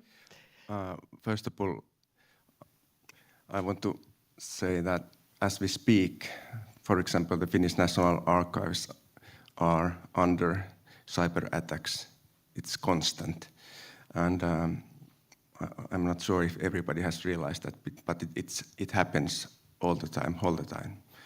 And for me, the best way to counter attack this misinformation is to make the cultural heritage more accessible, to enhance its use. And that's also through digital means. So I think we should share our best know-how on digital sharing, digital use of cultural heritage, how to do that, and also, we could learn from each other what are the best means, how to get the public more interested in using the information we have. Merete? Yes, I agree with Imo that the digitalization and making cultural heritage available for the civil society, for the public, is a very important task for us. In democracies, we have it's a given thing that we discuss our history. So we always discuss our history, but this misinformation, these hybrid attacks. We have to be some kind of you can say you can be a mental firewall, taking care of history, where we come from, being an authorized voice in the discussion as museums, archives, libraries, but it's again the exchange of experiences on how to put our feet right in this work is interesting. But we in my institution we are discussing how can we enhance resilience by inviting people to know more about the cultural history and how do we do even more in this field. So I think it's very important, and it's also it's difficult to get your arms right around it, and that's why the exchange of good examples is so valuable. Yeah, Katarina. Yes, the primary duty of libraries is information literacy, media literacy, and rise of critical thinking of society. And all that we can do with our collections, how we interpret them, and we strengthen the knowledge of history of the nations. And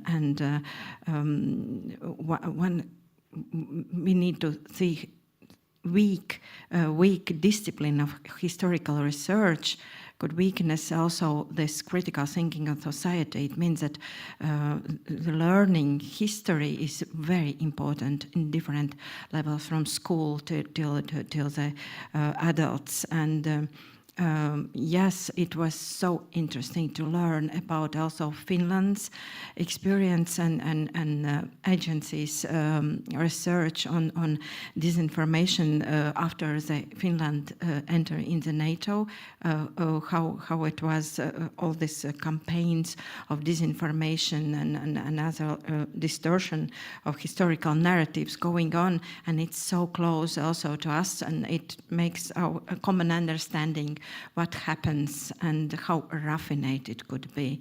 It was very valuable, and I think that memory institutions play a crucial role in society opinion. Yes, and you, Joachim? Yeah, I agree with the other participants, and I think it's important to see that cultural heritage can be a direct target in sorts of attacks, not just physical attacks, but also in hybrid warfare, because they represent, like we mentioned many times, identity, memory, and social cohesion. So within my organization, we have put this with hybrid threats sort of on the agenda and trying to raise the awareness that we might be direct targets in subversion or spreading disinformation campaigns. And I think a lot of people within the cultural section have not truly thought about that. So raising the awareness so that you can know what to look for and see if maybe our brand and our art and identity are being used in some sort of a campaign against a broader spectrum. Yeah. Yes, I might want to add that we have information that people trust. We can, in this world where the AI starts to control almost us, we need information which is for sure unchangeable and original, and this can give us a big role to let the AI study our data, the original data, and get like more correct and trustable results. Yes, and I also think one of the important takeaways from the entire course is that when we say cultural heritage, it's a plurality. And one of the important points given to us during the very moving lecture about the evacuation of the museum in Viipuri during 1939 was also the fact that mistakes in curations can lead to the fact that, you know, the plurality within the cultural heritage can get lost. In this case, very well-renowned painter, Helene Schärfbeck, whose paintings were not saved, partly because of, you know, I wouldn't say mismanagement, but wrong judgment when it came to what part of cultural heritage was worth protecting, which also reminds us of the importance of experts to actually help, you know, the security and defense ministries to actually understand what's worth protecting, and also the fact that democratic countries are protecting the plurality and, you know, sometimes contrasting stories of cultural heritage. And that can, of course, be very irritating for our opponents, that we allow that to exist. But to end on a hopeful note, or maybe some kind of inspiring note, what would be your hope for the future of Nordic-Baltic cultural heritage protection? How can we spread the knowledge from the first course, I'm saying, looking at Gunvor, and, you know, take these findings further? Would you like to start, Joachim? Sure.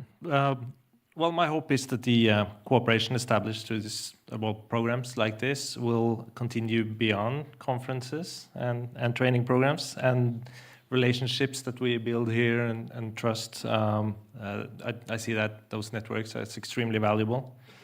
And I hope we will all move further from the symbolic acknowledgement of the importance of cultural heritage protection and more into concrete preparedness through structures and practical coordination and a clearer responsibility during crisis for all of the. And then we can, like I said earlier, then we can expand this to cooperation between nations in a more practical way. Well, I'm not an authority. But? Well, so I can't do this. I can't decide on it. But I hope that, like me, representing a large cultural institution in Norway, that I can use my position and influence to promote this issue in Norway, and that other from similar institutions, practitioners in other countries can do the same. That's what we can help. Yeah. Yes. Contribute. Imo? Yes. We need more coordination, and this kind of meetings organized maybe by Hanaholmen or even facilitated by the Nordic Council. They are valuable, but let's call all the security authorities to join us. So they don't remove or forget to actually save. And I want to say, during the past year, I met most leaders of the Finnish security authorities, which are many, because we have the comprehensive or total security. It means that there are security and preparedness happening everywhere. But none of these security authorities had any difficulty understanding the importance of cultural heritage in preparedness. They all understand it fully, at least the leaders. But the problem is that we have no structure for the preparedness of cultural heritage or information, as I would like to speak from the perspective of archives. Yeah. Thank you. Katarina? Yes, I absolutely agree. I already said this hope that we will have the opportunity to deepen our knowledge together with security sector. And this, I remember one story from our trainee colleagues from Åland Islands about a story about church fire that firefighters rescued stereo system in the place of the culture objects because they thought it's very valuable. It's a skill issue. Yes, and it really makes sense. And but what I will do in my country, together my colleague Baiba, who was another trainee from these trainings, we are both in the expert group of cultural heritage protection in crisis. Baiba is leading this group, and I think we will share this knowledge with colleagues there, because there's colleagues from archives and museums and heritage sites. And we will have the next 3 years the same opportunity as other Baltic countries with EU and Norway grants and these projects on cultural heritage. And Latvia especially will have another aspect in this grant project about the libraries as a resilience hubs for society, where also not only the safe places, but also reliable information could be get in the crisis situations, and also a fight against disinformation before crisis arrives. Yes, Merete. Yes, well, I think to continue this, I agree with my colleagues, to continue the network, the cooperation, learning from each other. I hope that that will be still effective in the future as well. And then I feel obliged, I think we all do, to reach out to our colleagues in each of our countries to spread the knowledge, the mindset, the insights of the importance of culture in the resilience of the societies. So I think we got a lot, and we have to give that to our institutions and our colleagues. Yes. I would like to ask the other participants present from the course to please just stand up so they'll see you. I know there are some more participants here. So everybody now take a clear look at the people present here at the stage. and the people standing up now, a look of envy and curiosity. And please take the chance now when we move into actually the closing of the conference to catch up with these people. Maybe a person from your respective country, or be even bolder and actually go up to an expert from another country and ask them, what do you think I could do to actually further this cooperation?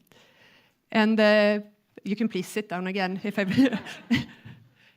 And it's my privilege to close this conference. And as we move on, as I said, it's been a privilege to be a part of this community of learned experts and to get this chance with Hanaholmen. Thank you, Gunvor, for inviting us. And we move on to a reception up in the restaurant Platz. And please take the time to mingle and especially meet these experts in cultural heritage protection in Nordic and the Baltics. Thank you.